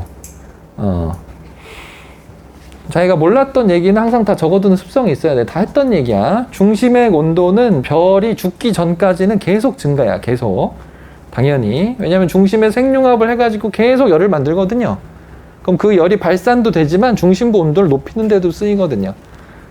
그리고 특히나 중심액이 수축을 할 때 온도가 많이 높아진다고 했죠? 그래서 중심액 온도는 주결 단계보다 높습니다. 우리가 주결성이 되기 위한 중심액 온도가 몇 도더라? 외우고 있어야 됩니다. 수소핵융합 반응을 위한 중심액 온도는 1000만 켈빈이죠. 그런데 이렇게 해가지고 중심의 수축을 막 해서 중심액 온도가 올라가다 보면은 몇 켈빈에서 헬륨 핵융합이 일어나니? 1억 켈빈에서 헬륨 핵융합이 일어납니다. 지금 이런 것들 본인이 만약에 몰랐었어. 혹은 알았었는데 까먹었어. 그럼 적어야지. 알겠지? 이렇게 나온다니까, 시험에. 시험에 나온다고. 니은. 단위 면적당 단위 시간에 방출한 에너지냐. 이런 거 일단 보면은 내가 이걸 무조건 일단 생각을 하시고. 아, 그래서 니은 보기 이 얘기는 표면 온도 얘기하는 것이구나. 그런데 표면 온도가 지금 얘가 주결 단계일 때보다 얘일 때가 표면 온도가 더 높으냐? 하고 지금 말을 하는 것입니다. 그럼 높은가 생각을 해보자 이거야. 사실은 내가 니은을 신유형이라고 칠까 말까 하다가 일단 안 쳤는데 니은도 굳이 말하자면은 나온 적이 없다고 볼 수도, 니은 보기랑 똑같은 보기가 나온 적은 없어. 그러나 여러분이 알다시피 주결성이 커서 거성이 되면은, 주결성 다음 단계로 가면 표면 온도가 어떻게 됩니까? 낮아지죠. 그래서 보통 적색 거성이 된다고 얘기를 하죠. 표면 온도가 낮아지니까 주결 단계일 때보다 낮은 것이죠. 그래서 니은이 틀린 것이죠. 많지가 않은 것이죠. 주결이 그 다음 단계로 갈 때 표면 온도가 낮아진다는 거는 당연히 알아야 되는 거야. 그래서 내가 신유형이라고 칠까 말까 하다가 안 쳤어. 그 다음에 디귿도 신유형이라고 칠까 말까 하다가 사실 디귿 보기는 여기서 나온 거지. 여러분이 어려워하는 바로 그 문제. 이걸 어려워했었으면 기억에 좀 남지 않습니까? 지금 이 문제의 핵심이 무엇입니까? 이 문제 풀 때, 이거 니은 보기 학생들이 맨날 물어보는 거죠? 그때 내가 뭐라고 얘기를 합니까? 지금 여기 A, B 중에 누가 수소인데? A, B 중에 누가 수소야 이거? A가 수소죠? 왜냐면은 A가 수소가 한 75%, B 헬륨이 한 25%. 이게 수소고 이게 헬륨인데, 그런데 수소는 원래 75%가 되어야 하지만 이 부분 근처에선 75%가 안 된다. 이 부분 여기 영역에서는 왜 안 된다고? 여기가 무엇이기 때문에? 핵이라. 핵에서는 수소핵 융합 반응을 해버려서 수소가 헬륨으로 변해버리기 때문에 중심 핵 근처에서는 수소 함량 비율이 뭐하고? 작고, 중심 핵 바깥에 표면 근처에서 수소 함량 비율이 높다고. 그러니까 뭐라고? 중심 핵은 수소 비율이 작고 표면 근처에서 수소 비율이 높아서 한 75%쯤 된다고. 그러니까 디귿 틀렸죠. 니은도 틀렸고. 니은도 틀렸고 디귿도 틀렸으니까 뭐 답이 1번이겠지. 알겠죠? 13번. 13번은 일단 그래프 자체는 굉장히 전형적인 그래프죠. 굉장히 전형적으로 내가 이것도 정리를 해줬죠. 태풍이 다가오면은 풍속은 점점 어떻게 되다가 빨라지다가 태풍이 눈이 지나갈 때만 확 내려갔다가 다시 이렇게 되고, 기압은 점점 낮아지다가 높아진다고. 굉장히 전형적인 그래프로서 점선이 기압이고 실선이 풍속이라는 걸 써두고 일단 문제를 풀었어야 되고요. 요 점 찍히는 것들은 당연히 맨날 보통 이런 점 찍히는 것들은 항상 풍향이죠. 그래서 여기서 기역 니은 보기는 평범한 보기로서 어렵지 않은데, 풍속이 가장 강하게 나타나는 시간은 딱 봐도 여기니까 T3고, 태풍이 눈이 통과한 거는 풍속이 바닥을 쳤다가 다시 올라가는 요 T4니까 그 전에는 요거고, 요때 풍향들을 보면은 남동풍 계열이야. 서풍 계열이 아니야. 동풍 계열의 바람들이야. 그래서 기역 니은은 별다를 게 없는데 문제는 디귿 보기가 처음 나오는 보기였다. 디귿 보기는 완전 처음 나온다고 할 수 있습니다. 그리고 교과서에 써있다고 말할 하죠. 교과서에 써있다고 말할 하지만 잘 기억이 안 남는 부분이죠. 좀 디귿은 그러니까 이런 얘기죠. 그러니까 우리가 태풍이 있을 때 알다시피 태풍의 눈이 있고, 태풍의 눈 바로 옆에를 두 글자로 우리가 뭐라고 부르죠? 두 글자. 이런 걸 알아야 되는 거 알겠지? 알고 있죠? 눈, 벽. 눈벽이라고 들어봤어? 지금 여기 태풍의 눈 부분이 날씨가 맑아서 여기 보면은 뻥 뚫려 있단 말이야. 근데 그 옆에 마치 뭐가 벽처럼 가로막고 있냐? 정란운들이 벽처럼 가로막고 있어서 이걸 눈벽이라고 부른다고. 이 교과서에 써있는 얘기니까 알아야 된다고. 요거를 알고 이런 이미지가 머릿속에 있었으면은 알다시피 태풍의 눈에서는 약간 무슨 기류가 있고 약하다는 말이 꼭 들어가죠. 약한 하강 기류가 있고 그 옆에 눈벽이 두껍게 있다는 것은 여기에 뭐가 있다는 것이다? 강한 상승 기류가 있다는 것이다. 알다시피 태풍은 무슨 기압이기 때문에 강력한 저기압이기 때문에 중심부를 향해서 바람이 어떻게 되고 불어 들어오고 근데 그 강하게 불어 들어온 엄청난 공기들이 눈에서 상승하지 않고 어디서 상승을 한다? 눈벽에서 상승을 한다. 그렇기 때문에 태풍의 눈 주변의 눈벽 부분에서 강한 상승 기류가 있고 태풍의 눈에서는 약한 하강 기류가 있다. 그래서 13번의 디귿에서 말하는 연직운동이라는 것은 사실은 상승도 되고 하강도 돼. 연직이라는 건 위아래로 움직이는 게 연직이거든. 상승도 되고 하강도 되지만 누가 활발하냐고. T3가 눈벽. 태풍이 눈이 오기 직전에 풍속이 가장 빠를 때가 이때가 T3이기 때문에 T3일 때가 더 활발하죠.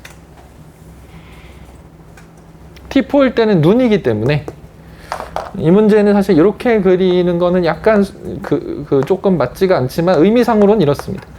T3일 때는 눈벽이 지나갔고 T4일 때는 눈이 지나갔다. 그래서 관측서에서 연직운동은 T3일 경우가 더 활발하다. 여기에 맞는 말이다.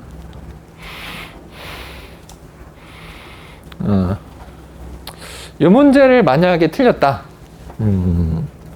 디귿을 몰라서 틀렸다. 근데 그 경우는 내가 물어는 보고 싶다. 왜냐하면은 몰라서 틀릴 수는 있는데 이 생각을 아예 못해서 틀린 건지, 그러니까 아예 아무 생각을 못해서 틀린 건지, 아니면은 근데 그거 말고는 다르게 생각할 거는 없거든.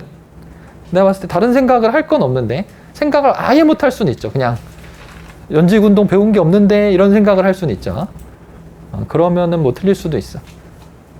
그거 말고는 무슨 생각을 했는지는 궁금하긴 하네. 다르게 틀릴 방법은 내가 잘 모르겠다. 야. 그 다음에 14번.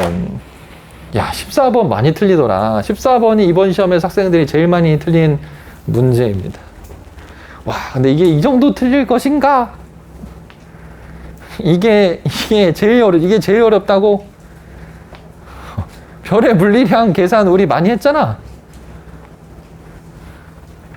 디귿이 신유형이긴 하죠. 디귿이. 그렇지만 일단 오답률을 보면은 좀 골고루 틀렸어요.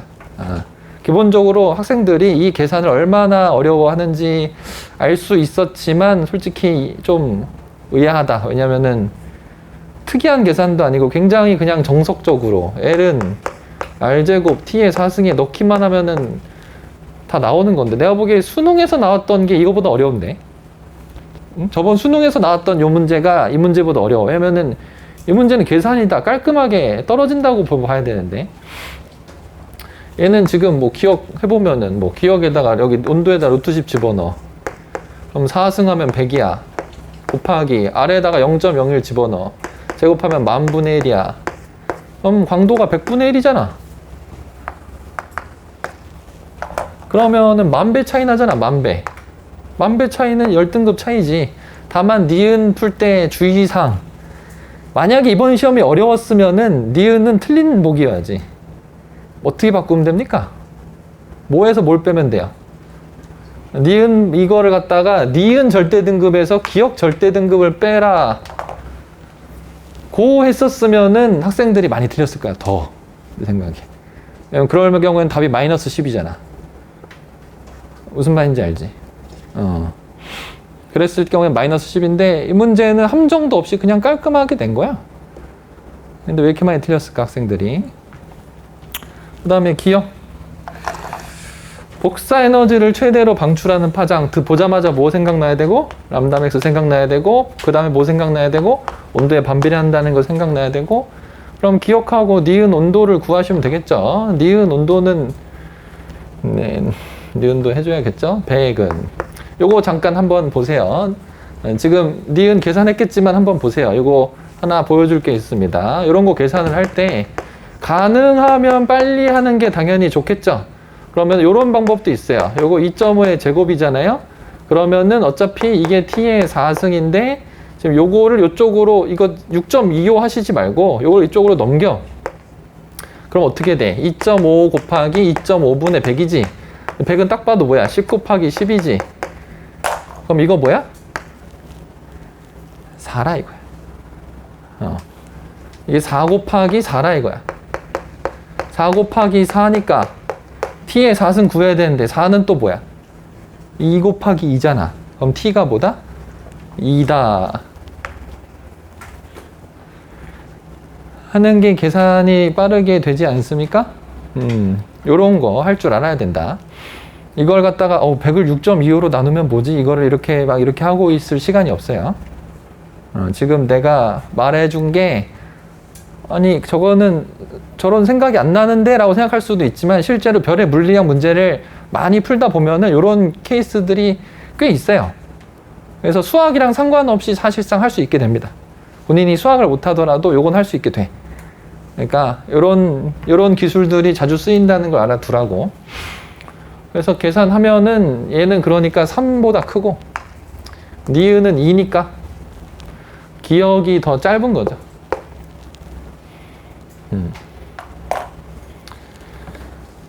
문제는 이제 디귿인데 디귿이 내가 이거를 갖다가 여기다 끼려고 그랬는데 내가 분명히 학생들이 질문을 많이 해서 내가 봤는데 못 찾겠더라. 디귿에 관련한 기출문제가 있었거든. 그 기출문제가 근데 못 찾겠더라고. 그 기출문제가 뭐였냐면은 이런 문제거든. 그 기출문제가 뭐였냐면은 그 여기에 주결성이 있어. 여기에 거성이 있어.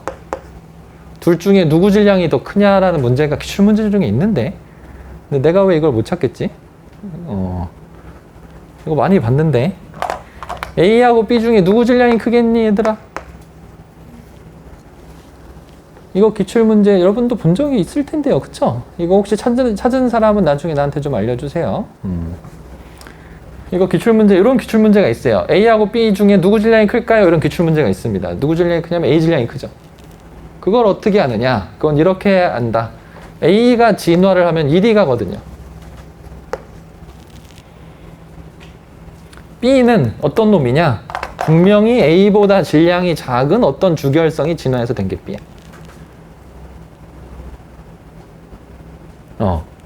그래서 그건 무슨 소리냐면은 B는 옛날에 B'일 때는 질량이 A보다 당연히 어땠어?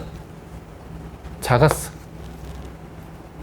그리고 현재 B는 B'보다 당연히 질량이 어떻겠어? 더 작아. 왜? 얘는 시간이 지나서 핵융합을 해가지고 그 질량 일부가 손실됐어.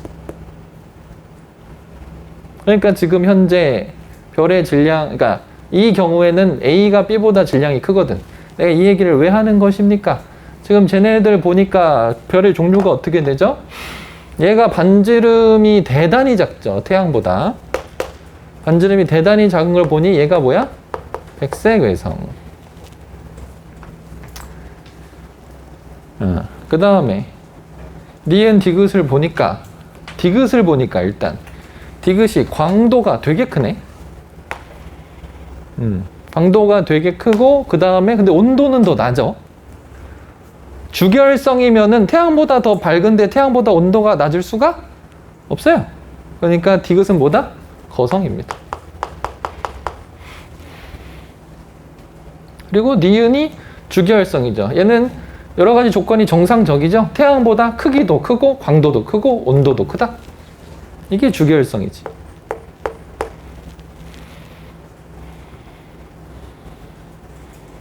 그런데 디귿 보기는 뭐라고? 요거라고. 그러니까 이게 사실 디귿 보기가 신유형이 아니야. 근데 내가 분명히 이 문제를 학생들이 나한테 질문해서 내가 몇 번 풀어줬는데 내가 일단 오늘 못 찾았어. 문제를 끼워 넣었어야 되는데 분명히 이 문제가 있는데 디귿 보기도 사실은 출제된 적이 있었던 거야. 이게 EBS에 나왔나? 아닌데 내 기억에 기출에서 나왔는데 아무튼 언젠가 나온 적이 있는 기출 문제입니다. 뭐라고요? 지금 니은이 디귿보다 광도가 더 크거든요. 주계열성인데. 그러니까 이 상황이죠. 이게 니은인 거예요. 이게 디귿인 거고.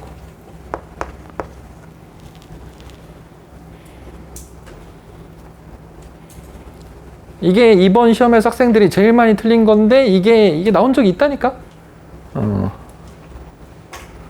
그때는 HR도에 찍혀서 나왔고 이거는 표로 나왔고 그것만 다른 거고 풀이법은 똑같은 거거든. 이거를 약간 이렇게 푸는 친구가 있더라. 디귿은 거성이기 때문에 핵융합을 해서 질량이 소모됐으므로 무조건 주결성보다 질량이 작다. 근데 이건 잘못된 풀이죠. 모든 거성이 주결성보다 질량이 작은 건 아니죠. 왜냐면은 주결성에서 거성될 때 질량이 조금 감소하거든요. 무슨 말인지 알죠? 예를 들어서 여기에 뭐 D가 있어서 D가 거성이 됐으면은 여기 D가 있어서 D가 거성이 됐으면은 이 거성은 예를 들어서 이 주결성보다는 질량이 큽니다. 이 거성은 이 주결성보다는 질량이 커요. 그래서 모든 거성이 질량이 작다 이렇게 생각하면 틀린다. 그래, 이게 이번 시험에서 학생들이 제일 많이 틀린 그런 문제였어. 근데 그 정도냐? 15번 평범한 엘니뇨 문제죠. 우리 엘니뇨 문제에서 제일 기본이 수온 문제인데, 이야, 이거 14년도 구평 문제. 그림도 거의 똑같죠? 지금 여기 나 그림이랑 요 그림이랑 거의 똑같아. 숫자도 비슷하고. 지금 오른쪽 동태평양에 1, 2, 3, 4, 5. 오른쪽 동태평양에 1, 2, 3, 4, 5. 해서 이 문제도 그렇고 저 문제도 그렇고 뭔 소리냐면은 이게 사실은 깊은데 수온이 별로 중요하지 않아. 표면의 수온이 플러스라는 게 중요하다. 표면의 수온 편차가 오른쪽이 동태평양인데 동태평양의 수온이 따뜻할 때가 나가 무슨 시기다? 엘니뇨 시기다. 엘니뇨 시기에 동태평양이 따뜻하니까 동태평양 위가 가열돼서 거기가 무슨 기압이 된다? 저기압이 된다. 그래서 동태평양이 지금 가을 그림에서 보니까 실선이네. 실선이 저기압인 게 B시기. 이게 B시기가 엘니뇨 시기.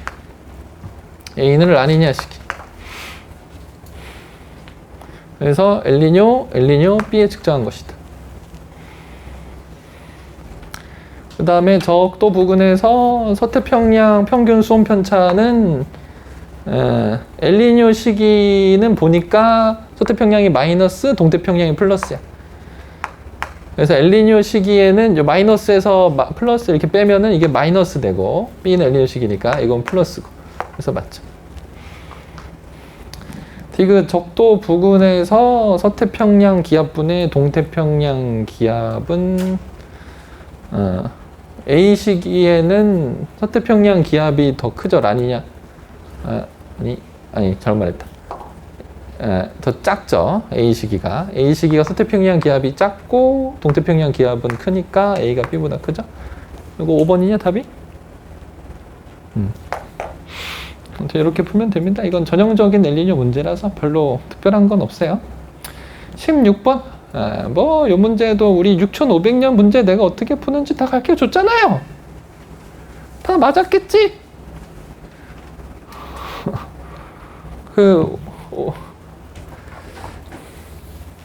오늘 OMR에 자기가 시험 본 대로 잘 마킹을 했죠? 알다시피 OMR 마킹한 거 우리 오답노트 서버에 들어가니까 혹시 원하는 사람은 자기가 오답노트에 넣고 싶은 문제를 더 마킹해도 돼. 더 틀린 게 무슨 말인지 알겠니? 자기가 맞았긴 맞았지만 애매하게 맞은 문제가 있잖아. 그런 것들 다시 한번 풀어보고 싶으면은 애초에 틀리게 마킹을 하면 되지. OMR 뒤에 남아 있으니까 오늘 집에 가기 전에 나한테 주면 넣어준다고 내가. 6500년 문제 내가 어떻게 풀라고 하였습니까?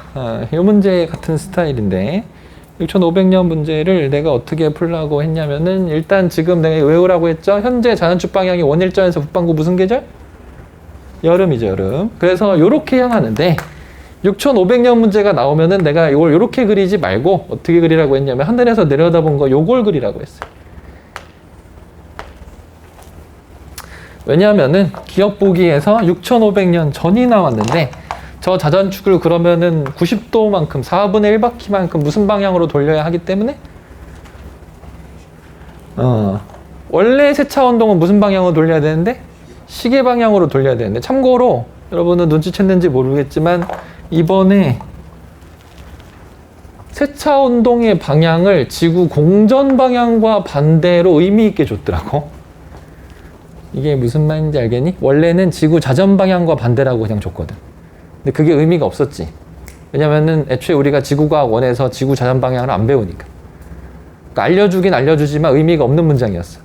그래서 우리가 외웠었는데 이번에는 공전 방향이 반시계 방향인 걸 준 다음에 이거 반대 방향이라고 문제에서 알려줬더라고. 그러니까 그만큼 지구과학 원이 암기할 게 많지 않게 출제를 했다 이런 얘기야.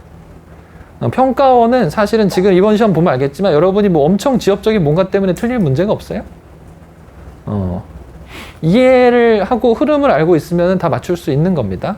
그래서 암기할 게 상당히 없게 잘 출제를 했다. 다만 그래서 쉬웠다. 수능은 이거보다 어려울 거니까 또 암심할 수는 없다. 이런 얘기고요. 아무튼 암기 때문에 틀린 건 아니다. 6,500년 전이면은 원래 후면은 시계로 돌아야 되는데 이렇게 돌아야 되는데 이건 전이니까 반시계로 이렇게 돌아야 되겠습니다. 자전축 방향이 6,500년 전에 이렇게 됐다. 그랬을 때 A에서 무슨 계절이냐? 태양의 반대편을 보고 있으니까 겨울이죠. 니은, 내가 자전축 경사각 나올 때가 제일 쉽다고 그랬어요. 이걸 딱 보고 기분이 좋았어야죠. 아, 경사각이 나와서 기분이 참 좋구나. 함소준 선생님이 말씀하시기를 기온의 연교차는 그냥 다른 거 볼 필요 없이 뭐만 보면 된다고? 경사각에 비례한다고 하셨지. 그래서 6,500년 전에 경사각이 현재의 경사각보다 더 크기 때문에 틀렸네. 이렇게 풀면 됩니다. 이거는 가그림을 볼 필요가 없어요. 그 다음에 디귿, 남위 30도에서 여름철 평균 기온은 요거는 사실은 가를 봐도 되고 날을 봐도 될 텐데 날을 보는 게 더 편할 것 같아요. 날을 보면은 우리가 원래 햇빛 이렇게 들어오고 여름철에는 자전축 경사각만큼 더 높게 들어온다. 그래서 이게 왜 내가 지금 요거 보는 게 더 편하냐면은 요거는 남반구 북반구 고민을 안 해도 되거든. 얘를 보면 남반구 북반구를 따져야 돼서 귀찮아. 그래서 얘를 보면은 13,000년 후에 자전축 경사각이 현재보다 더 어떻기 때문에? 작기 때문에 여기를 현재라고 하면 13,000년 후에는 남중고도가 여름철에도 어떻게 되기 때문에? 낮아지기 때문에 기온이 더 낮은 게 맞겠네.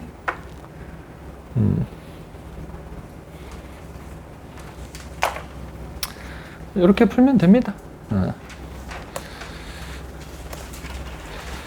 17번.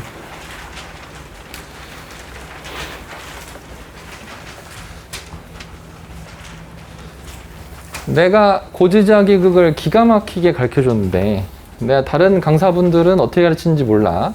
하여간 나는 기가 막히게 가르칩니다. 그래서 내가 하라는 대로 했으면 분명히 맞았을 텐데 내가 어떻게 하라고 하였습니까? 일단 기억 보기는 참고로 요거랑 똑같은 거예요.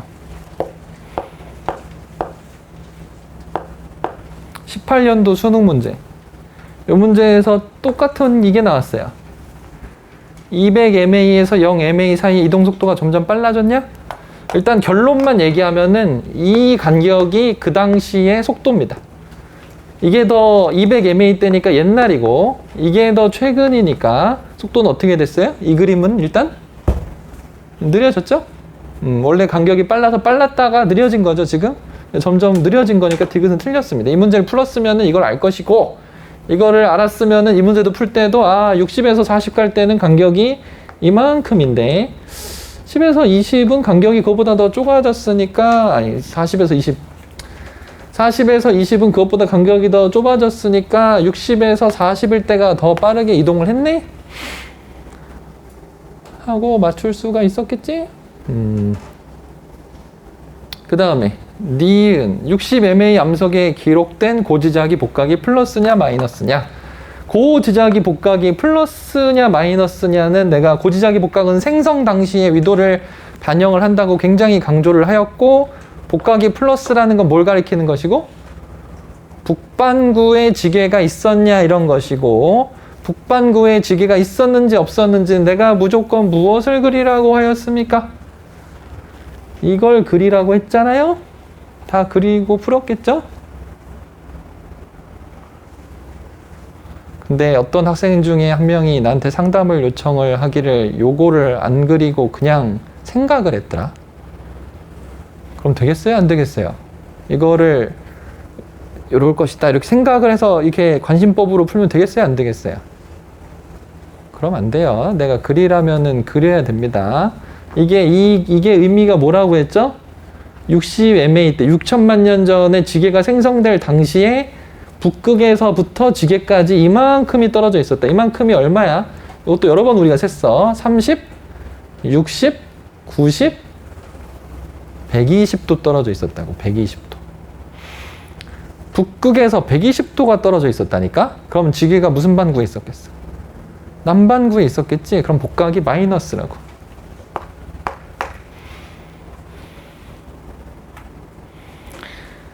디귿.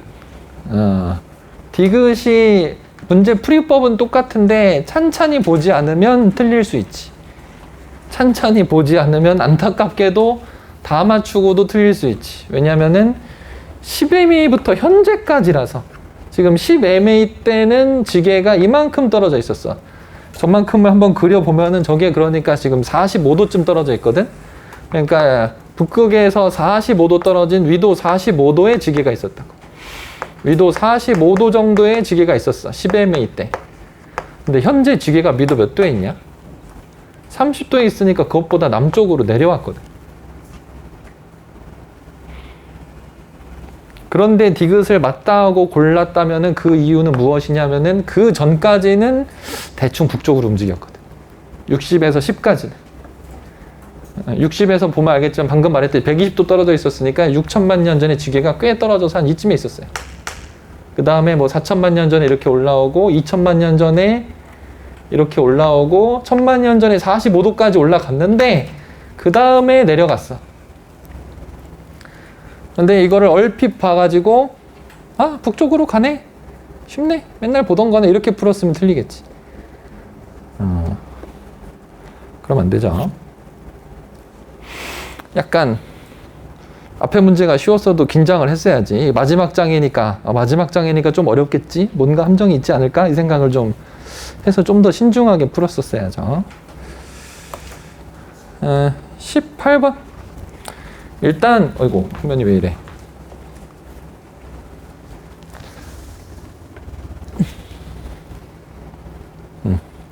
18번 생명 가능 지대의 폭은 당연히 무엇에 비례를 하는 것이고 생명 가능 지대의 폭은 광도에 비례를 하는 것이고 광도는 중심별로부터 생명 가능 지대까지의 거리에 비례를 하는 것이고 그래서 중심별에서 생명 가능 지대까지의 거리의 행성까지 거리를 봤더니 요거 AU를 보니까 0.05 AU. 우리 태양계가 몇 AU인데? 1 AU인데 0.05 AU는 너무나 가깝다. 그러니까 이거는 폭이 분명히 좁다. 그 다음에 니은 굉장히 강조했던 부분이죠. 이 밝기는 정확하게 어두워지는 정도는 정확하게 무엇분의 무엇에 비례한다고? 무엇분의? 별 면적분에 항상 강조하는 부분이지만 별 면적분의 행성 면적에 비례하기 때문에 반지름 저렇게 써 있으면 안 됩니다. 지금 밝기가 어두워진 정도가 0.008인 거거든요. 0.008이 그대로 125분의 1이기 때문에 요 두 단어가 면적으로 고쳐야 돼요. 그래서 틀린 거죠. 디귿 보기가 또 학생들이 좀 틀렸더라고. 디귿 보기를. 디귿 보기가 근데 그러니까 작년 7월 합평 문제인데 요거를 이해를 하질 못했나 봐. 이거를 요 작년 7월 합평의 요 니은 보기 t 동안에 중심별의 적색 편의가 관측된다. 일단 요거 한번 그려볼까? 이 순간에 관측자가 여기 있고 중심별이 여기 있을 때 t인 순간에 행성 위치 좀 그려볼래?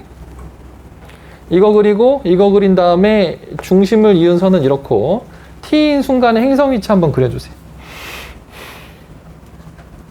그리고 이동 방향도 좀 그려봐. 행성의 공전 방향.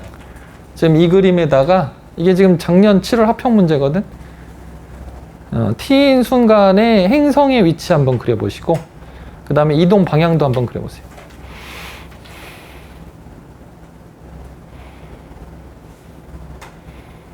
그러니까 이런 것들을 그려야 돼요. 그리라고 할 때.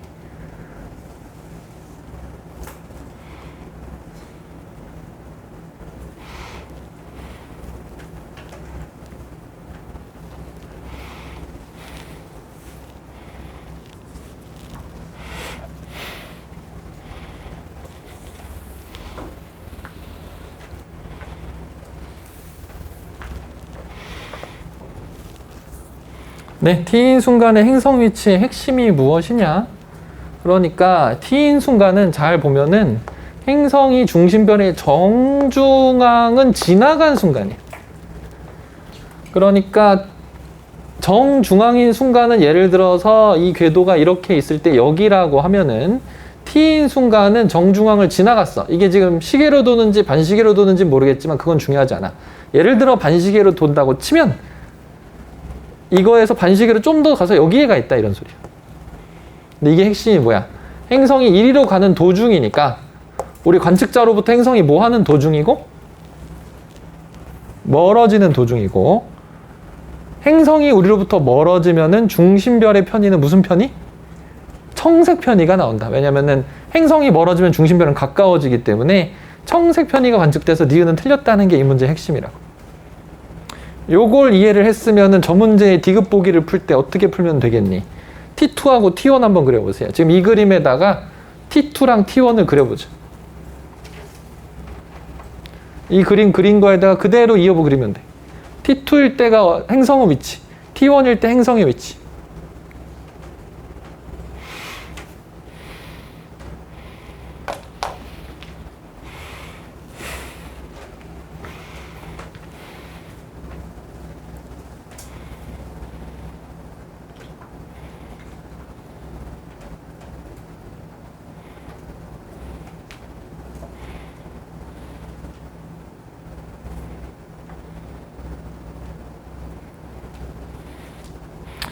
저 18번 문제는 그러니까 작년 7월 학평 19번 문제의 니은 보기를 살짝 업그레이드 했다고 볼 수 있겠죠. 다만 이 문제는 디귿 보기가 아는 사람은 쉬운데 모르는 사람은 되게 어려워요. 디귿 보기는 거의 알면 맞추는데 모르면 틀리는 보기라서 이 문제는 디귿 보기가 좀 어려웠고 쟤도 디귿 보기가 어려운데 이 디귿 보기는 이 니은 보기를 좀 업그레이드 했다고 볼 수 있겠다. 이해가 좀 깊어야 된다. 방금 요걸 이해를 했으면은 T2는 언제입니까? T3일 때 정중앙을 지나가는 거니까 이때죠, 이때. 정중앙을 지나가기 좀 전. T2. 그것보다 더 전에 뭐? T1. 그런데 여기서 중요한 게 만약에 여기 있었으면은 이때가 언제냐면은 행성이 우리를 향해서 제일 가까워질 때야. 그 말은 이때가 별은 우리로부터 제일 뭐 할 때야? 멀어질 때. 파장이 이때가 제일 뭐하다? 길다. 이때가 제일 길고 한마디로 이때가 원래 파장에서 델타 람다만큼 최대로 플러스가 됐을 때고 그 다음에 조금 덜 플러스 됐고 조금 덜 플러스가 된 다음에 그 다음에 여기 있을 때가 원래 파장이다. 즉 무슨 말이냐면 여기서 여기로 오는 도중에 파장은 점점 어떻게 진다고? 이때보다는 점점 짧아진다고. 원래 파장보다는 둘 다 길지만 중심별의 파장이 이때가 제일 길고 그 다음에 T1일 때가 좀 더 짧아졌고 T2일 때 더 짧아졌다고. 그래서 중심별 파장은 T2일 때가 더 짧다고.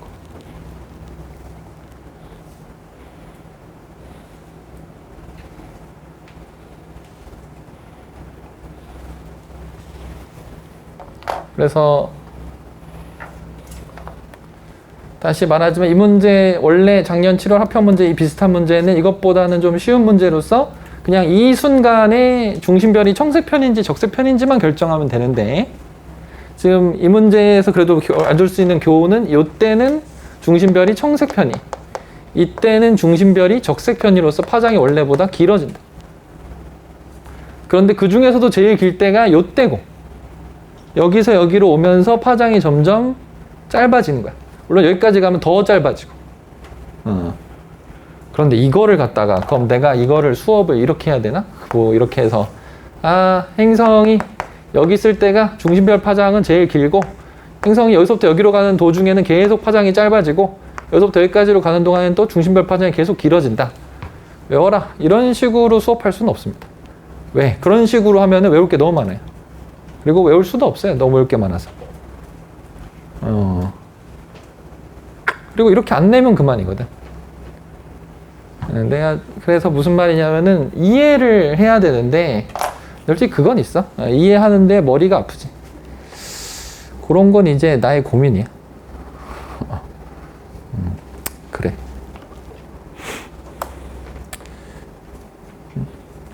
질문을 하면 되는데 이해가 안 되면 우리가 질문 충분히 할 수 있는데 아무튼 그렇네요. 두 문제만 더 하자. 두 문제만 더 하고 쉬었다가 마지막 시간 하겠습니다. 힘을 내. 우리 다음 주 휴강 아닙니다. 다음 주 휴강은 아니지만 다음 주 추석 때 금, 토, 일 쉬면 되잖아요. 어제 구평 봐서 힘들어요? 다음 주 금, 토, 일 쉬어. 나는 쉬는데.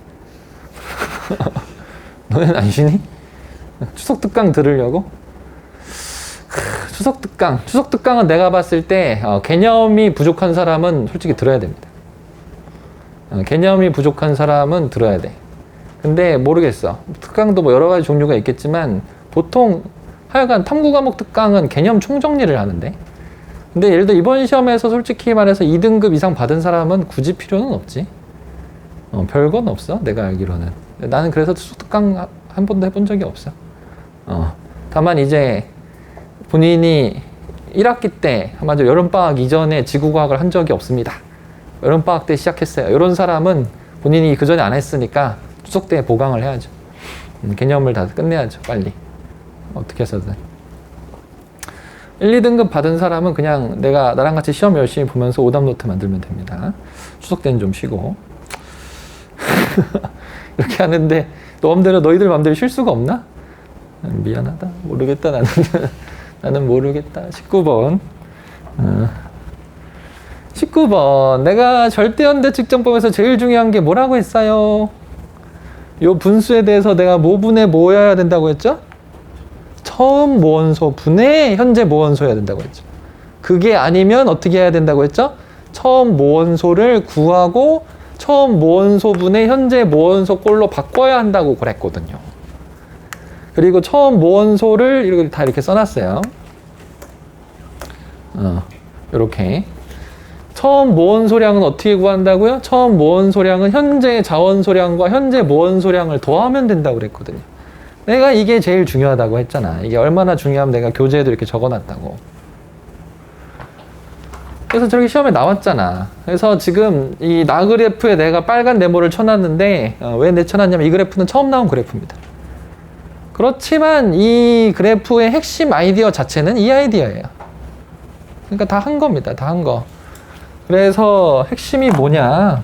예를 들어서 이 방사성 원소라는 건 사실상 모원소를 어렵게 말한 것이고 이 값이 1이라는 것은 선을 한번 그었어야지 1에다가 혹은 1이 무슨 의미인지 생각을 했어야지 1이라는 것은 모원소 함량하고 자원소 함량이 똑같다고 1일 때 똑같다는 것은 내가 뭐라고 그랬어? 모원소량하고 자원소량을 더하면 1 더하기 1은 2고 그 다음에 현재 모원소량은 1이니까 2분의 1이라고. 그래서 이게 반감기가 몇 번 지난 거라고? 지금 이게 여기 1번 한 거야. 이게 지금 이거 구한 거야. 이게 이거 쓴 거야. 여기서 n을 구하라니까 n이 뭐야? 1이니까 이거 반감기가 한 번 지난 거라고.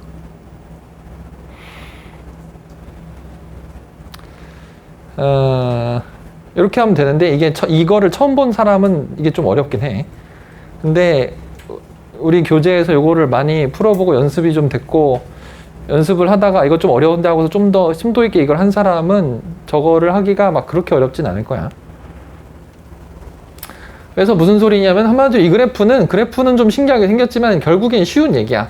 x는 반감기가 1억, y는 반감기가 2억이다. 그게 다야. 저 나그래프가 알려주는 건 그거밖에 없어. 그냥 x와 y의 반감기를 어렵게 말한 거야. 그냥 알려주면 너무 쉬우니까. 그 다음에 문제에서 또 화성합 A하고 B는 X하고 Y, X인지 Y인지는 안 가르쳐 주겠다. 그리고 X의 50%인지 Y의 50%인지도 안 가르쳐 주겠다. 그러나 이거는 또 전형적인 요 문제죠, 요 문제. 이런 문제.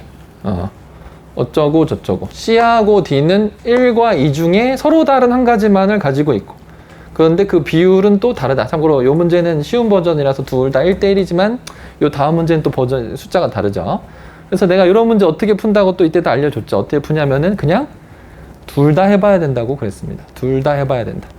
둘 다 해봐야 된다는 거는 그러니까 지금 A가 X일 수도 있고 Y일 수도 있고 B가 근데 만약에 A가 X면 B는 Y여야만 하다. X일 수도 있고 Y일 수도 있고 그 다음에 X에 50% 들어있을 수도 있고 25% 들어있을 수도 있고 근데 이거는 50% 25%라고 말을 하면 좀 어려워지니까 50% 들어있다는 건 반감기가 몇 번 지났다는 거고 한 번 지났다는 거고 25% 들어있다는 건 반감기가 2번 지났다는 거고 근데 X라고 하는 놈은 이게 나이가 1억이거든 반감기가 근데 우리가 빠르게 안 되는 것부터 얘기를 하자고 Y는 반감기가 2억인데 만약에 X이고 A가 X이고 얘가 25%가 들어있어 즉 반감기가 이게 2번 지났어 그럼 어떤 일이 벌어지니? 그럼 어떤 일이 벌어지냐면은 X는 반감기가 2번 지났으니까 A의 나이는 2억살이 되고 B는 반감기가 1번 지나니까 B도 나이가 2억살이 됩니다 둘 다 나이가 똑같아져요 그럼 되겠어요? 안 되겠어요? 그럼 안 되겠죠? 지금 얘 보면은 부정합이 있는 걸 보니까 나이가 확실히 차이가 있거든요. 그러면은 이건 결국 될 수 있는 게 뭐밖에 없냐면은 A가 Y인데 반감기가 2번 지나서 A가 4억 년 B가 1억 년인 경우의 수밖에 안 되거든요. 그래서 얘가 나이가 4억이고 얘는 나이가 1억인데 그런데 예를 들어 디귿 보기에서 가에서 단층 F'은 4억보다도 더 이전에 만들어진 거니까 중생대가 아니고 4억보다 이전이면 고생대에 형성되었다. 근데 A에는 Y가 들어있다. 그렇게 해서 2번 지났다 반감기가. 뭐 이렇게 돼야 됩니다. 뭐 이런 얘기예요. 기억도 지금 얘는 1이고 얘는 2니까 2분의 1 배고. 이런 문제다.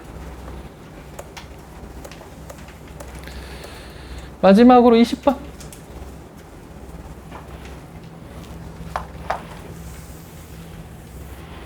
이 문제는 일단은 기출문제 공부를 그래도 좀 한 사람은 알겠지만 기본적으로는 작년 6평에 나왔던 요거를 좀 더 바꾼 겁니다.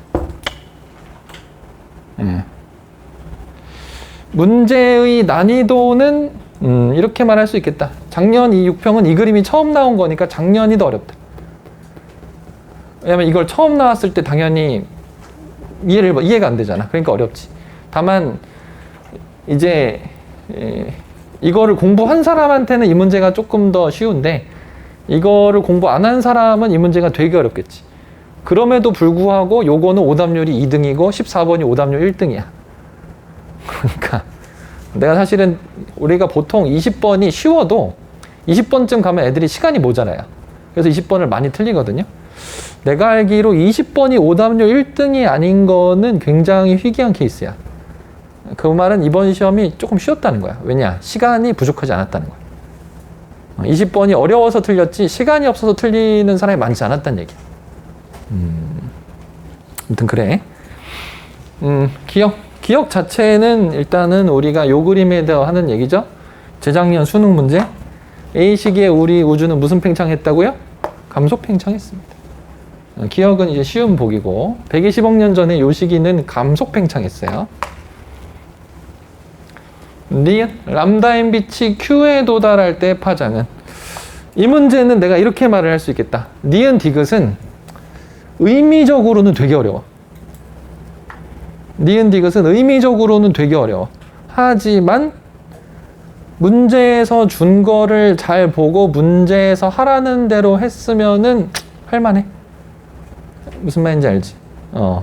니은 디귿의 의미는 꽤 심오하다. 이 단원 자체가 그렇듯이.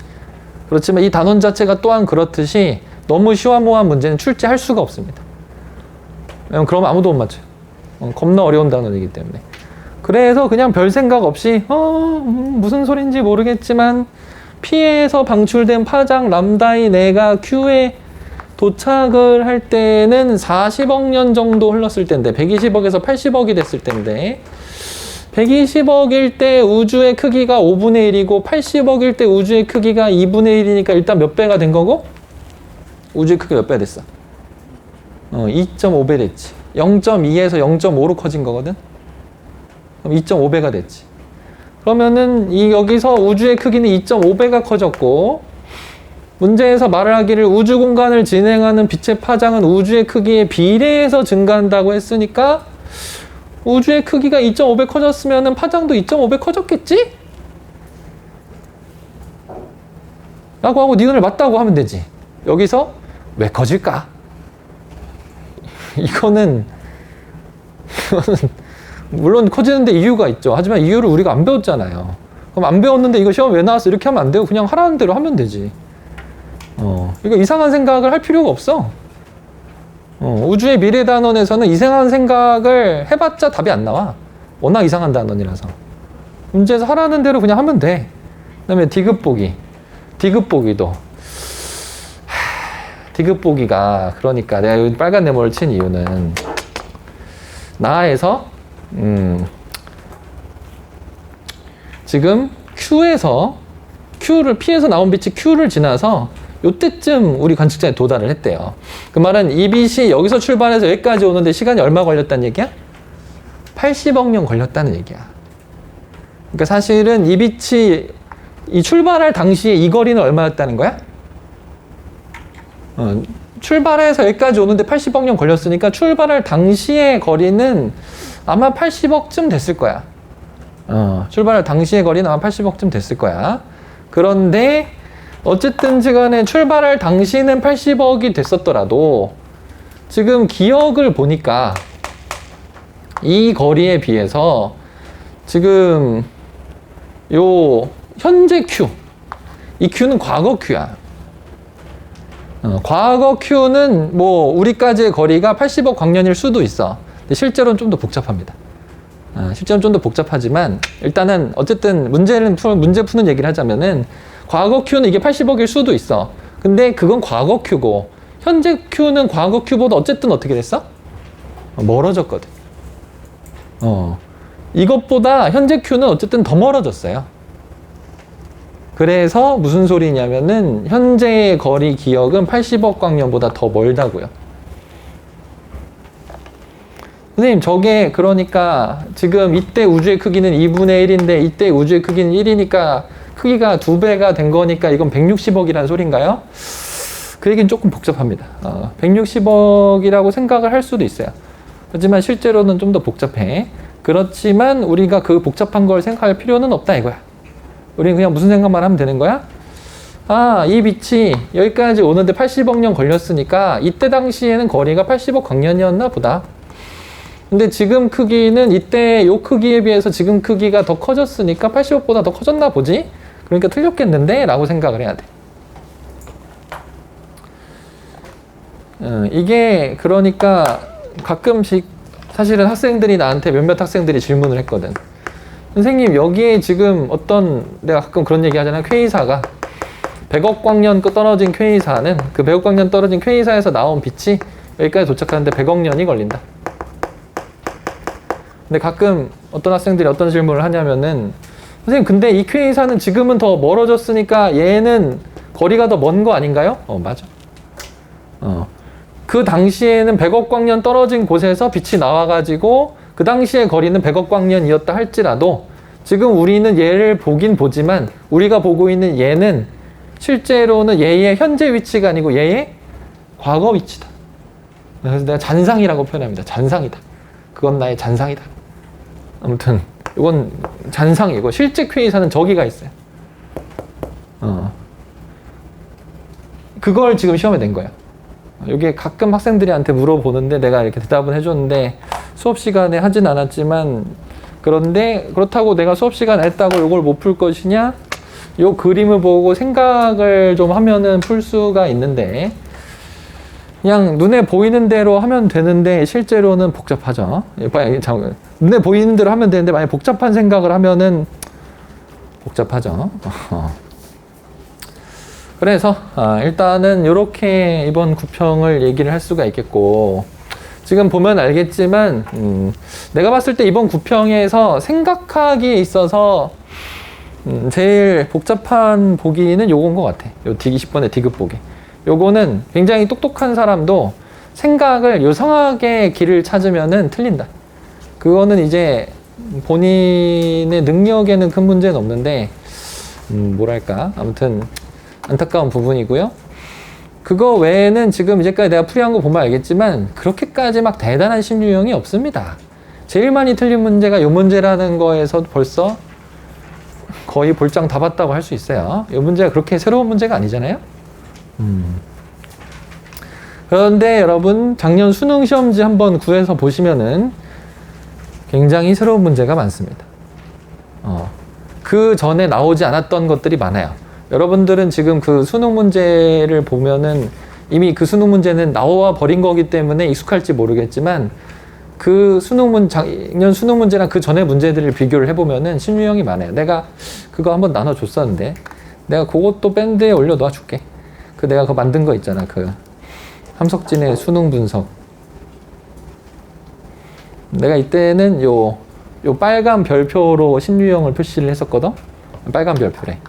검은색 별표로 신유형 표시를 했었는데 이때도 내가 이 수능 문제 요거는 과거에 이렇게 나왔던 것이다. 이런 식으로 다 써놨거든. 이런 식으로 써놨는데 그런데 아무튼 이렇게 써놨는데 근데 하여간 신유형들이 이 당시에 문제들이 꽤 있었어.